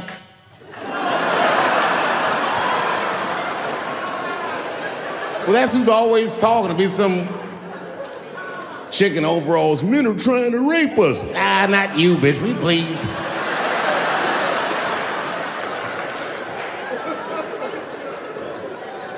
I remember reading somewhere he was like, I've never heard Dave Chappelle. Oh, yes, he did say that. Even I was like, word. From New York, Ebro in the morning on Hot 97. Let's go. We going. You don't need no prep, Dave. All right. Dave's on time Turn on today. his mics there. There you go. Check. Yes. Dave, you're on time, man. Of course. I'm 44 years old now. I'm a goddamn professional. You do realize that F-bombs, MFers, insertion in any orifice. We can't do any of that. Oh, this is live. Yeah, we're live right now. This is out of New York 100% City. live. 5 million people listening right People now. are driving their kids to school, you know, on the way to work. All right. Plus, all we're right. streamed around the world, too. Duly noted. My fault. You didn't do anything yet. You're fine. Not yet. Dave Chappelle, ladies and gentlemen, is doing so many shows here in New York City. I made sure to print them out because I knew He doesn't know. he was going to walk in and go, I don't quite know which show. I mean, I know what's going on, but it's a lot of moving parts in this run. So can I ask you a question? What made you, and I mean you've done it before, but what is the joy you have bringing the music and the comedy together? Well, all right, just like all of you, I'm a fan of music. Yeah. And, you know, from Chappelle's show, like a lot of these people that I'm working with are friends of mine. If I don't know them personally, then I'm at the very least, a admirer of theirs. And it's good, man, when people get together. A lot of egos have to be pushed aside for us to all be able to work together. And it is a joy, man. But is it like an extra bonus? Like you knew you wanted to be successful in comedy, but then you've gotten to play this awesome sort of hip hop ambassador role as sort of a bonus. Like everyone in hip hop loves Chappelle and is willing to put their thing aside to come do your show, which is pretty cool. I mean, well, it's like everyone in the room, we're all part of the culture. We might not rhyme and stuff, but you know what I mean? Like if you have commentary on a rap record, people will give you legitimacy because you've proven that you're aware of this culture. You commentate on it, you know. But for me, I wouldn't even consider myself an ambassador. I am a fan like everybody else of this music. And I'm lucky enough to get to know some of the best practitioners of this genre. And you have some of these practitioners doing your shows. Oh, yes, I do. Some of the very best. Would you like and to- it's also the first time that I'll be co-headlining with like Chris Rock. Guys that big don't ever get to do shows together, so like Me and Chris are gonna do 2 nights together. That's so dope. We got some special guests coming through. It's gonna be a swell time. And are there tickets still available? There are still tickets available, Corey? Yes, but they're going like hotcakes, New York. Hurry up, get to the internet, run to the phone. Tickets are selling out. This is the official Dave Chappelle taking over Ebro in the morning. We're gonna wake Dave up. We're gonna be back. New cameras. What are these new cameras you brought in here for? Well, you know, if you do something this big, you got to document it. You don't do this every year in your career. The thing is, this is a special year for me. The end of this run will be my 44th birthday, the last night of this run. Wow. Which will mark the beginning of my 30th anniversary in comedy. Wow. Yes. Like, who, you know what I mean? If I was a military guy, I could retire now. Right, Get a swell pension. As a matter of fact, as a comedian, A swell pension. I could retire right now. So. I think you could, Dave, if you wanted to retire. I think you'd be straight. Some would say you did retire for about 12 years before coming back. Well, unbeknownst to them, I was slaving away. Hey, everybody, listening to Hot 97. Apparently, we're hip hop and R&B lit. I'm comedian Dave Chappelle. I'm joining Ebro and the gang this morning, promoting my upcoming Radio City run, which is going to be epic. Now, Ebro, you had asked me earlier who are some of the people participating. Starting tomorrow night, for the next 4 nights, I will be there with the Roots. Join the Roots, of course. Yeah. Will be special guest Lil Wayne. Wow. Ice Cube, Common, the young Vince Staples, Love Vince. Love Vince. Big Boy from Outkast, and many more. And then the weekend, Saturday and Sunday, I'll be there with Chris Rock. Following week, August 9th, the lovely Miss Erykah Badu joins us. And then on August 15th, we have a very special guest. Oh, wow. This guest is so special. Wait, has this been announced yet? Oh, announced. I believe it might even be sold out. And nobody even knows who the special guest is. And the guest is so special that I can't even say who it is. Oh, damn. I was going to give you a drum roll and everything. I had a bomb. I had the flex bomb here. Hey, hit the flex bomb anyway. It's a special guest. It's a very special guest. Well, it's a very special guest. It's a very special occasion. What do you think I'm going to bring out? You know, ladies and gentlemen, Chubby Checker. He's back from it. I'm kidding. It's going to be great. Now, Dave, question. This many shows, Radio City, unprecedented for a comedian, yes? Nobody's ever done this before. Someone has. I shouldn't say. I believe Bill Cosby has the record for the year.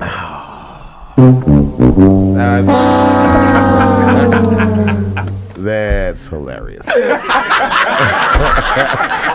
I mean, Rosenberg, you were really quick with that one too, right? Oh boy, yeah, but no, but actually, I think that at the end of this run, we will exceed that attendance record. This is pretty cool. Yeah. And is it extra special that it's Radio City? There's a certain aura of Radio City. That venue does mean a lot to me. You know, like the first time that I did a show that was larger than a comedy club was at Radio City. I was 19. I was opening for Aretha Franklin. And then I didn't come back to Radio City till whatever that run we did 3 years ago, 2-3 years ago. Wow. Yeah, it's a special place, man. It is. It's a lot of people don't realize just how long your run in comedy was. I had interviewed David Allen Greer a couple weeks ago, and he was talking about you guys being on the same shows when you were like 16 years old, 15 years old, right? Yeah, man. I mean, Caroline's. I'm like, because I was so much younger than my peer group, you know, I've been around for a long time, but, you know, I go through this thing where I feel like I'm older than I am because my peer group is like a decade ahead of me. Well, I was going to say, David Allen Greer, for example, you've known him for 30 years or whatever. He's 58 or something like that. Yeah. It's like that. Damn, you just threw 58 on? You sure he's 58? He was shockingly old. When he told me, I was like, whoa, maybe 60. Shock. That's not shocking. I was shocked. I was shocked at David Allen Greer. Seinfeld was 62. I remember one time I was sitting with Eddie Murphy watching television, and like Sanford and Son was on. And he goes, I am as old now as Red Fox was on the first season of Sanford and Son. I was like, oh my God. He goes, I am as old now as Carol O'Connor was on the first season of All in the Family. Sheesh. Yeah, but Eddie looked like Eddie. He still looked the same. He really does. Yeah, we eat better, or like even There's more money. There's Yeah, definitely more money. Yeah. Definitely more money. Oxygen chambers, nutritionists. No, he's right though. He's right. You know, people of affluence don't age the same way as the people. You know what I mean? But I would say, Dave, you don't strike me as necessarily a nutritionist kind of guy. Oh, absolutely not. But I live well. You do live very well. Yeah, and I have effectively minimized my stress. And I exercise. And all these factors I think will contribute to my quality of life. Maybe not the length of my life, but who knows? I can get hit by a bus, catch some kind of wild cold or Zika or something. I don't know what's going to happen to me. So I just don't worry about it. I just chill and do shows that I dream about. It's like a fantasy show. I'm like living the dream. Well, you know that our good friend Cypher Sounds often tells me about you.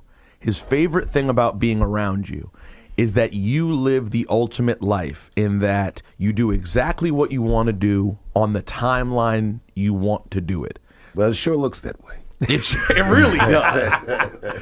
You go to all the fights. You love fights, right? So you always go to all the fights. Will you be at McGregor Mayweather? Okay, that fight I might not actually attend. Because you're worried it could like devolve into like a Bo Galata riot or something? No, because it has all the suspense of a Globetrotter game. Wait, so are you gonna watch it at all? Yeah, hell yeah, I'm Okay, gonna watch. yes. All right, wait. Let's start with Saturday. You guys were both in the building in Brooklyn, yes? Yes. Dave, you went. Laura, you went. Yes. Yes. Laura, how did you feel about the fight? Well, I told you guys. See, we had just had the interview with Adrian Broner here, so I felt a little different about him. Like I felt sorry for him. And everybody looks at me like I'm crazy because I felt sorry for him. But why? Because I felt like when we brought up the mental health issues, and then the way he was just reacting, and You guys brought up mental health issues? Well, We had to. we had to. He threatened to commit suicide. He put a gun on the gram and was bugging out.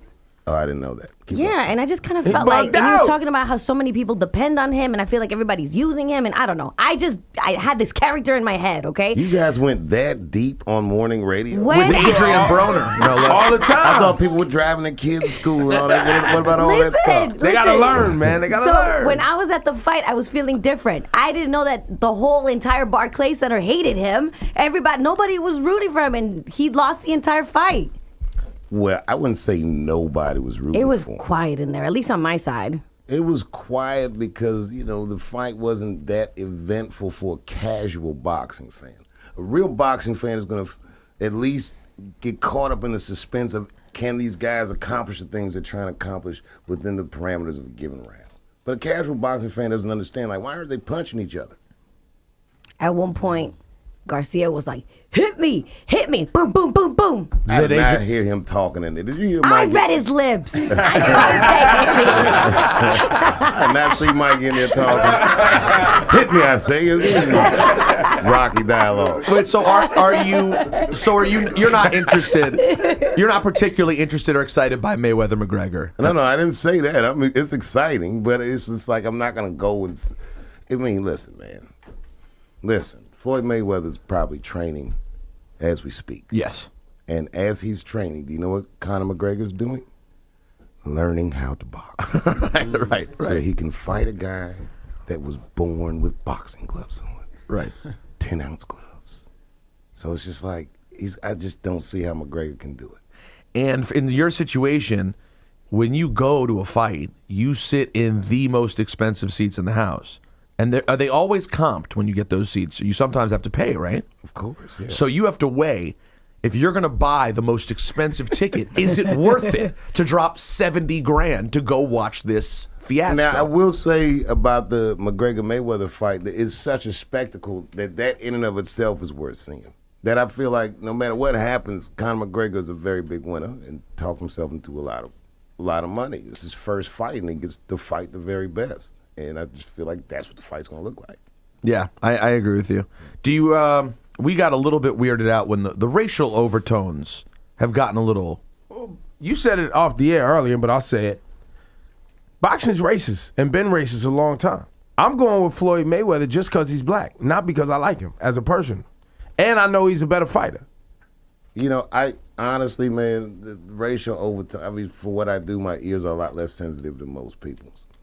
And in my heart of hearts, I believe that these guys are great fighters. McGregor's from a different genre of fighting, but it's not like I don't respect what he does. I just don't think he's as good at boxing. Specific, right. Right. So a lot of people will say Floyd Mayweather should act a certain way because of his stature or his celebrity. And I propose that perhaps his excellence is his message because he's really, really good at boxing.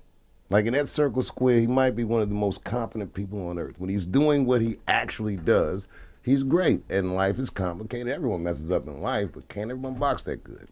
And so I enjoy Floyd Mayweather. And I enjoy Conor McGregor. And I don't get bent out of shape about things he says because I know he's getting ready to fight a guy that I'm sure he has to feel deep in his heart is going to whoop his ass. And it's a lot of money to take that ass whooping. I would let Floyd Mayweather beat me up for that kind of money. If he want to take a fight with me, I'll do it. That would be. You heard it here first, ladies and gentlemen. Drum roll. Let's go. Let's go. It would be slightly less competitive than what you're going to see on the 26th. Coming to Netflix next, a Dave Chappelle special. Chappelle versus Mayweather. 1. I wouldn't even get my ass whooped though. Well, you just go down? Yeah, as soon as the opening bell went, I just jump on the floor, count to 10, and walk to the bank. Bro. Life goes on, man. I got no ego. Well, speaking of Netflix, were you happy with the way your specials were received? That's a good question. You know what? To be honest, yeah, sure. I mean, the one thing about putting anything out is you can't control how it's going to be received. And I think people were, by and large, very fair and thoughtful about how it was received. Are you working on another one? Oh, yeah. Yeah. Look out. There's another one coming soon. Are these Netflix people around us as we speak? No. But they are everywhere. That's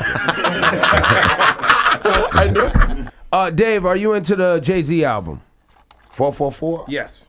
Yeah, everybody's into that. Everybody? Well, you know, listen, man. I am 444. I'm turning 40. Everybody's turning 44. I'm turning 44, man. You know, this guy's saying stuff that I want to hear, and I can understand all the words. So you're not a big fan of songs where you can't understand the words. Oh, I didn't say that. I mean, but it's just a record for a person of my time, man. This guy, and it's the first time I think that a guy of his age can make a relevant record. And it's fun to see a genre like hip-hop be mature like this. This guy, Jay-Z is he's like a guy, he went to space and came back, bro. He's a billionaire from Brooklyn, from Marcy. I appreciate that. It's fun to see that. And we never knew that everyone thought hip-hop was a young man's game because it hadn't been around long enough to allow people to age. But Hov could keep putting out albums like Bruce Springsteen or Paul Simon or anyone like that. Yeah, and to his credit, like for instance, if I had that kind of money, you would never see my ass again. I guarantee it. I would maybe do comedy in clubs or something, but I wouldn't necessarily be out here promoting anything. Is he even promoting? He owns Tidal. He just throws it up on Tidal. Nobody's seen him, talk to him, nothing. I don't think he's with his babies. He's with the babies. He's going to go on tour when he wants to. On his course. terms, Yeah, you make a good point. Yeah, I don't think. Yeah, I don't see. You would too if you owned Netflix. You would put up a comedy special when you felt like it. Or would I? Or not? Or not? Nah, I would, man. I mean, you know, I just respect the fact that he's been so true to the game for so long. How big a fan how early did you become a Hov fan? Because you're a real hip-hop head. Were you on Reasonable Doubt when it came out? Reasonable Doubt was a big record, man. Streets was watching. That was a big record. I mean, you know, I remember all that stuff. It was dope. It was fun to watch. Back in those days, too, I used to see him around in New York. Like, if you used to go out at night, a couple spots, you'd always run into him. Like, during the Ascent, you just see him. And he got his varsity jacket fairly early. Yeah, legend status. Yeah, fairly early. He went damn near straight to the big kids table. Yeah, he did. He had a pretty quick run. We had big kids table money early too. That helped. Yeah. Remember back in the day when it was a big deal that he made $100,000 at the Apollo? Yes. And now look at him. What's 50 grand to a guy like him? Please remind him. What other recent albums you been sitting with, Dave? Everybody loved that Kendrick record. That kid's doing it. That kid is a perfect reflection of many great influences. Like, you know, when he's probably coming up listening to music, I think he had a good diet. Yeah. Because the way he refines it, I like him. He's fun to watch too. Have you seen him live? Have you had a chance? Well, do the BET Awards count? Yeah. Oh, and then he opened for Kanye that one run. I seen him live. Oh yeah, that's right. Yeah, when he opened for Ye on was it Yeezus? Have you spent any time digesting the Hov lines on his album about Kanye? No, you know what, man? I don't get lost in the woods trying to decipher Jay-Z lyrics. If I really, really want to know, I'll call somebody and be like, and ask them. Who's your go-to call for explain hip hop lyrics to me? I don't know, but most if I could reach them, I guess. You had the chance to interview Kendrick for Interview Magazine. What was that like? And were you able to just talk to him about whatever you wanted? Yeah, man, he was pretty. He wasn't a defensive dude, man. I think he understood I came in peace, and I'm a fan of his. And I think the thing that I was impressed by him was that he sounded very introspective and thoughtful. You know what I mean? Like I don't think he puts it down. I think he stays in probably a creative zone. Guys, like you can tell when you talk to guys sometimes, like this guy's working through problems that he doesn't necessarily have to work through. He's figuring it out. Yeah. And he's a smart dude, man. I enjoyed that conversation. Now, granted, when I spoke to him, I was in the back of a car on the road on my way to like dinner, and he was in the middle of God knows what. So, if I had in a perfect world, I would have liked to have sat down with him face to face and Gotcha. had more of a conversation like we're having now. Well, not like we're having now, but just actually talk. But he was very open. I mean, especially considering we're on the phone and there's a guy from Interview Magazine recording the conversation and all that. Right. You know what I mean? Those things, there's a lot of moving parts. And he never put his guards up. He didn't sound tired or evasive or anything. He just talking. Do you believe in a lot of times in the hip hop conversation, people, of course, laud Kendrick for his lyrics, me being the foremost to do that. You're a nut hugger. Me being the Kendrick nut hugger of a generation. You hear that, kids going to school in the back of the car? Nut hugger. Never talking about nut They hugger. know. All the kids know. The kids have already It's a learned known that. thing. But a lot of people then give Drake a hard time because of the thing that was brought out about the lyric writing, etc. Do you think when you talk about all-time greats, do you use that as a strike against Drake, or do you really consider Drake to be an all-time great as well? These types of questions are tough. Listen, when it comes to art, right? Results matter. So if I listen to a Drake record and I like it, and then somebody comes behind that and starts telling me everything that's in the hot dogs, I ate the hot dog and I liked it. It's done. Right. You know what I mean? However, if I'm making art, I would rather do it myself. Got it. That for me, part of it is like, what can I come up with? And I'm engaging these people. But I don't mind people that make their art via committee. If there's, I don't know what the deal is. Because the results, like you said, the results matter. I ate the hot dog. I like the hot dog. And it depends on how I'm using Drake the makes some music. damn good hot dogs. Damn Kosher good hot dogs. Yeah, Now, kosher? You think that kosher dog? Well, he's Jewish. Now, He might be out here it may not be kosher. are you talking about his circumcision? That's what I mean. Wow. why is I gotta that? tell you. All right, guys, wait a minute. I'm going to step in here. I am not willing to sit on the radio and let you discuss the end of Drake's penis. I don't want to talk about this for even I felt another like it second. tied together with nut hugging. Nice. You know what I mean? I know, he went from the balls all the way up to the tip. Right? We got to change this conversation immediately. Okay, so Dave, your birthday is coming up, right? It's the last day at Radio City. How do you celebrate your birthday? Well, I know you have some special surprises during the show, but how do you celebrate life, your though, birthday? yeah. Yeah, it was funny. So, okay, after I quit my show, I don't remember how old I was or what, but I remember I was like on the walkabout, and I started riding motorcycles. So another time I was in Colorado and I ended up doing a show, and Common was there visiting his dad, and he came and rocked with us, and it was spontaneous That's and dope. fun. Yeah, birthdays. My birthday, the way I celebrate them is I try to make a memory that I'll treasure. Like my best birthday, I can remember my 16th birthday because I had such a good time. What was it? I was in D.C. and a bunch of my brothers surprised me. My brother took me to our old neighborhood. He goes, "Yeah, man, remember all this?" I'm like, "Oh yeah, it was fun." It was like reminiscing and stuff. And then a bunch of our friends from elementary school was sitting at a park bench and surprised me. And I had a show at a comedy club in D.C. that night. We all went to the comedy club, and it was the first time they'd ever seen me perform. It was fun. And the MC was a guy named Patton Oswalt, who's pretty damn famous now. Yeah, he is. Yeah, but I remember all these birthdays, comedy is what I like to do on my birthday. Like, I'm doing exactly what I need to be doing for my Yeah, I was going to say, you're living the dream. You are truly living your dream. Well, the thing is, though, but it's not easy. I sincerely make a point, literally, I make a point to manufacture quality memories because it's the only thing I believe they can't take away from me. Give us a little insight to those parties you've been throwing at a barn in Ohio. Oh, which one's the Bars, orgies other places or too. the- Oh, barn. my God. Yeah, You went orgies. You went orgies already. Dave. No, What's it's your problem? not an orgy. It's not orgy. How'd you get sign off on that? I want to talk to you. I want to talk to you about how you got sign off on that from the No, wild. the party is like, it's a juke joint, man. It's like we put full production in my neighbor's barn, and we rock out. I got this band, I call it a band with no name. Really, it's just a bunch of people I poached from Stevie Wonder. And different artists come through and just rock out in the barn. But you gotta understand, where I live, this is the big dance. There's no cell phones in there, none of my shows. We don't have cell phones, so your margin of error socially is a little wider. If you know that you're not gonna get filmed and gotcha. And people come through. John Legend rocked at it. Tribe Called Quest rocked at it. I mean, we've had all kinds of people. Chance, I think. You've had Chance before, Yeah, right? Chance rocked with us once. Most rocked with us once. Daylight rocked with us in London.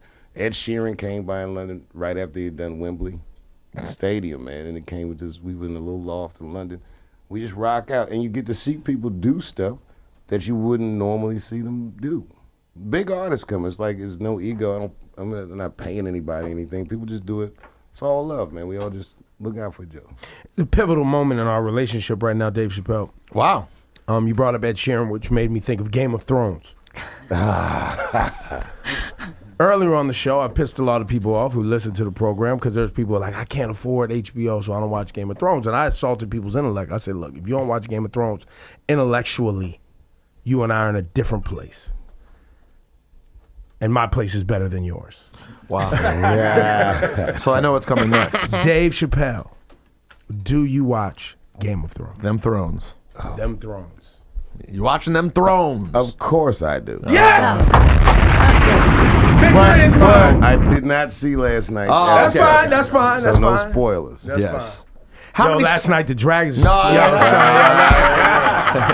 that's, by the way, that's what Alexa did. But you know, it's funny. I got on late. I like binge watched and caught up because I used to be on the tour bus, and there was a couple nerds on my bus that would always be talking about it. Man, and you hear bits of their conversation and dragons and all this. I'm like, man, that sounds whack. Get out of the work. And then I started watching it, man, and yeah, I just got sucked in. It was, you know what I mean? It was, And then you were chiming about the dragons. yeah. Then it was like, yeah. Yesterday, Alexa's dad, my wife's father, wrote her and was like, she was like, Dad, did you watch Game of Thrones yet? He's like, no, I'm at dinner. I didn't see it. Don't spoil it. She was like, damn, the dragons ate Jon Snow. Sad. Man. But it's a special kind of show. I had mixed feelings about Ed Sheeran's appearance, but I didn't care. It wasn't bad. I though. didn't care. This is what I care about, Dave. You know a lot of white people. How much, and for people who don't watch Game of Thrones, there's a whole movement about how Game of Thrones really can teach you about white people and the things that motivate them. Right? Wait, I haven't heard this yet. There's a whole article. There's a whole article. What is this article in though? It's better be. It's on a black site. It's black Black Tail. Tail. Yeah. Black Tail has an article, but No, it's like root.com, I think. And they started the hashtag Thrones, y'all, and all that Twitter stuff. They're a part of that. Do you feel, for the people who don't watch Game of Thrones, that there is anything to learning white people through Game of Thrones? well, why don't we say it like this? Why don't we say that Game of Thrones illustrates certain concepts that are part of the power, the dynamics of power, Okay. and the manipulation of power and leverage in high-end situations. It'd be like if you made a show about 50 Cent's book, The 48 Laws of Power. Okay. How many laws of power he said. Yeah, I mean, you know, and white people are often powerful in our walk of life, so maybe in that sense it's illuminating. Yeah, because the article goes on to talk about the dragons are white privilege. All right, then they're going to. Because Daenerys is just born with these dragons that you just fire on anybody at any time. She ain't got nothing to worry about. You can't burn her, you can't harm her, you can't do nothing. Yeah, so I got to think about it. I got to digest that. I don't know if that didn't immediately ring true. And then they said winter, the, what are they called? The White Walkers. Mm-hmm. The White Walkers. Who are the White Walkers? The White Walkers is The racism. KKK? It's always coming. It's KKK. It's always on the way. No. It is Hold always on. The coming. White Walkers are so much more dangerous than the KKK. The KKK are pathetic No, at this it's point. racism. It's Okay, all because of the it. White Walkers are terrifying. I've got to read this article. Where in D.C. were you born? Washington Hospital Center. And what section of D.C. did you grow up in? Well, several. I used to live in Silver Spring from like 0 to 10. And then I lived in the Northeast on East Capitol Street. Did you hear the really sad D.C. news from the weekend? That Cool Disco Dan died. Yes. man. Wow, The really? legend Cool Disco Dan passed away. Yes, I did. You heard that country big, Cool Disco Dan? He was for people listening who may not know, he was a iconic graffiti artist, and his tag, Cool Disco Dan. I mean, Dave, your entire life must have been seeing. I'm from Montgomery County, so I only saw it some, but in D.C., you saw it all the time. Yo, you seen on the bus, like written on the seat. This guy was ubiquitous. Like he just rode all over the city. Cool Disco Dan. And then at a certain point, it's like some Turk 182 stuff. At a certain point, people were like, who is Cool Disco Dan? And there was a paper in D.C. that went and found this guy, and he was like a street legend. He was like a local, like, oh, yeah. It was a funny reference locally. And he just passed away. Just passed away, and there's a great documentary that came out a couple years ago about him. That's phenomenal. There's a documentary about Cool Disco Dan. Yeah, I'll send it. I'll send it to you. I got a DVD of it. It's phenomenal. All right, stuff. Phenomenal. But yeah, rest in peace, Cool Disco Dan. Dave, you have some shows announcing today. What's the deal, man? More Radio City dates? Yes, going on sale today at 3 o'clock. Joining the lineup will be Solange. Oh.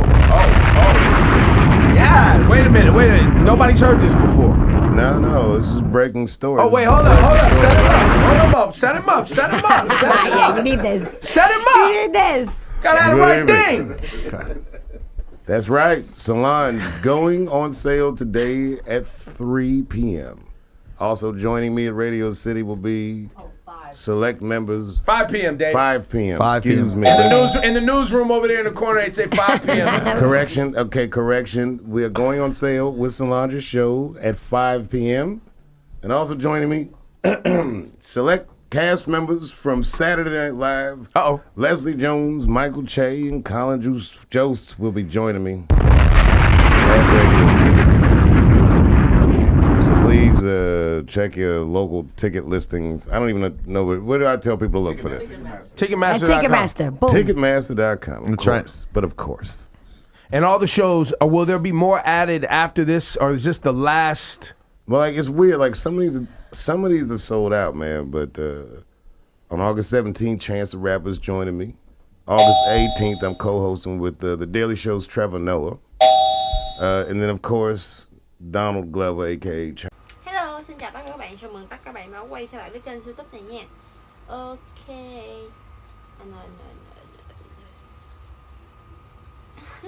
Rồi quay trở lại thì mình sẽ tô một cái anh tràng mặc đồ này thì nói chung là cũng là dạng bình dân đó các bạn, chứ không có phải là quyền thế gì đâu nha, dạng bình dân thôi.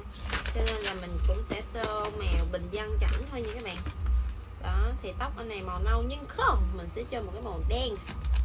Nhìn cho không, tô màu bạc đi, anh cho anh này là kiểu dân chơi các bạn, dân chơi nữa màu, sẽ cho màu bạc nhá.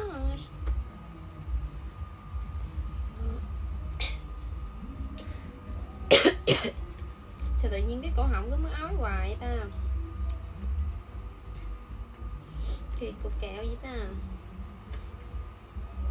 Ê, cái mũi của em á, hồi nãy anh lúc mà em sức thuốc á anh, nó lại còn chảy một chút xíu mũ của anh. Có phải là do em hay đụng rồi cái nó chưa lạnh, nó không lành không? Đúng rồi, đừng đụng nhiều nữa. Gì mà lâu lạnh được. Cả tháng mấy rồi đó. Với lại bữa hổm cái bữa em anh đó là em trúng cái khăn em gội đầu đó 4-5 bữa trước đó, cái rồi nó bị chảy máu luôn mà. Nhưng mà hồi nãy em lặn cái khuyên xuống em sức thuốc vô nó không còn đau, nó chảy thì chảy mà nó không có đau. Bữa hổm thì nó đau chứ giờ nó không đau. Cũng hên là em kiêng cử quá trời, em kiêng biết bao lâu luôn ông Làng ơi anh ha. Kiêng công nhận đỉnh thiệt, lần này mới thấy là bản thân mình kiêng ghê luôn á. Rồi tiếp tục là sẽ tới màu kem sáng nha mọi người. Thay vì màu vàng thì mình sẽ không tô vàng. À không, mình sẽ tô vàng nhưng mà mình sẽ tô vàng không có nổi. Vàng dạng vàng cát các bạn, vàng màu cát kiểu như nó ngà xuống các bạn. Rồi mình sẽ tô cho cái phần áo ha. Nguyên cái áo của anh này là sẽ là một cái màu vàng này nha. Ồ, anh này mặc đồ cũng không có quá nổi, không có phải là quá ấy đâu, nhưng mà mình thì mình không thích mấy cái quần tím mà sao mà hay quần tím quá. Hay tím bây giờ, nhưng mà nếu mà có tô tím thì mình cũng sẽ tô tím đậm, không có tô tím nhạt quá ha mọi người. Mình sẽ tô, mình sẽ đè xuống cho nó thiệt là đậm xuống. Quay xong clip này mình sẽ đi skincare, đi tẩy trang, đi sức kem mới được. Sức thêm lớp kem nữa. Sức thêm một lớp kem bụng, kem body. Xong rồi mới lên coi đồ và đặt đồ. Mình đặt đồ thì cũng từ 4-5 ngày. Ngày mai mốt có lương. Đặt đồ rẻ thôi. Đặt cho mắc. Đặt mắc làm gì? Ây da, ây da. Kìa kìa, nó lăn tới đây luôn kìa. Con mình nó lăn hồi rồi tới đây luôn, tới giường, tới chỗ mình quay clip luôn. Đó, mình xịt tô. Nó nực hay sao mà nó lăn dữ hẳn. Cái bắt vô các bạn. Ngày mai sáng thức sớm lạnh teo chim luôn. Đó, đây mình đã tô xong cái áo màu vàng cát rồi các bạn thấy không? Nó giống như màu vàng cát ha. Nó các bạn mà tô đậm là nó sẽ ra mới đúng cái màu của nó nha. Tô lọt là không đúng. Rồi mình sẽ tô một màu tím đậm cho cái quần.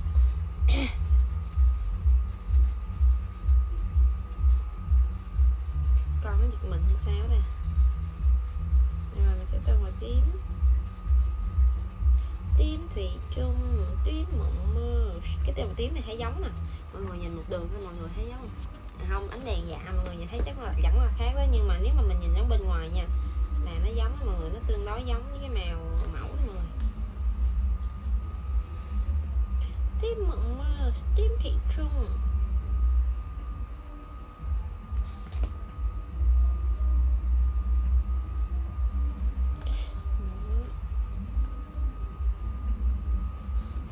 Bạn cứ tô cho đậm đậm đi nhá thì nó mới lên màu, nó sẽ đẹp.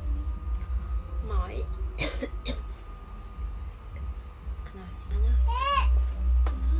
lên giỡn con. Rồi tiếp tục nha bạn ơi, ngủ đi con. Rồi nằm xuống ngủ. Rồi tiếp tục nha, mình sẽ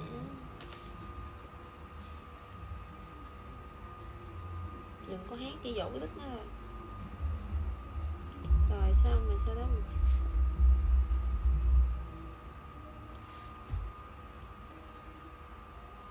rồi tiếp tục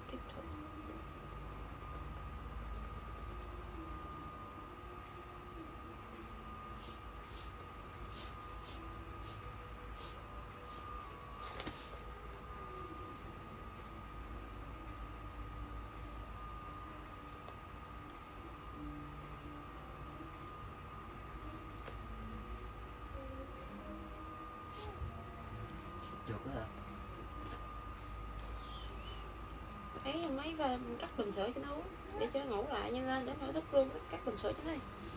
Rồi xong màu tem Nó bắt đầu. rồi tiếp tục tới màu đỏ nha.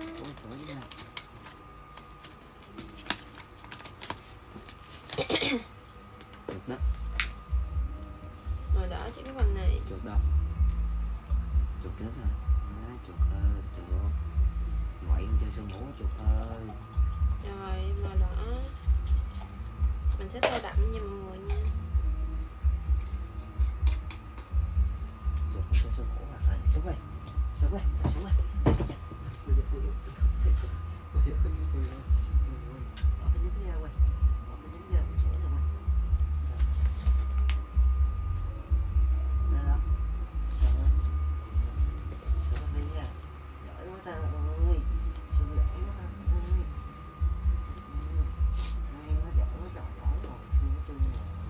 Nói ít thôi cho con ngủ, nói nhiều quá nó thức à.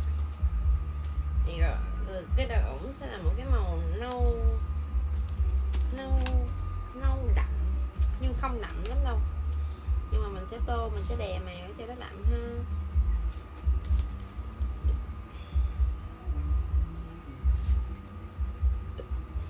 Kêu đừng hát, nó uống xong nó tự động ngủ rồi.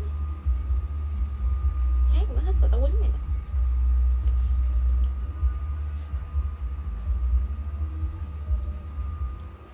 Rồi tiếp tục tới cái phần này nha.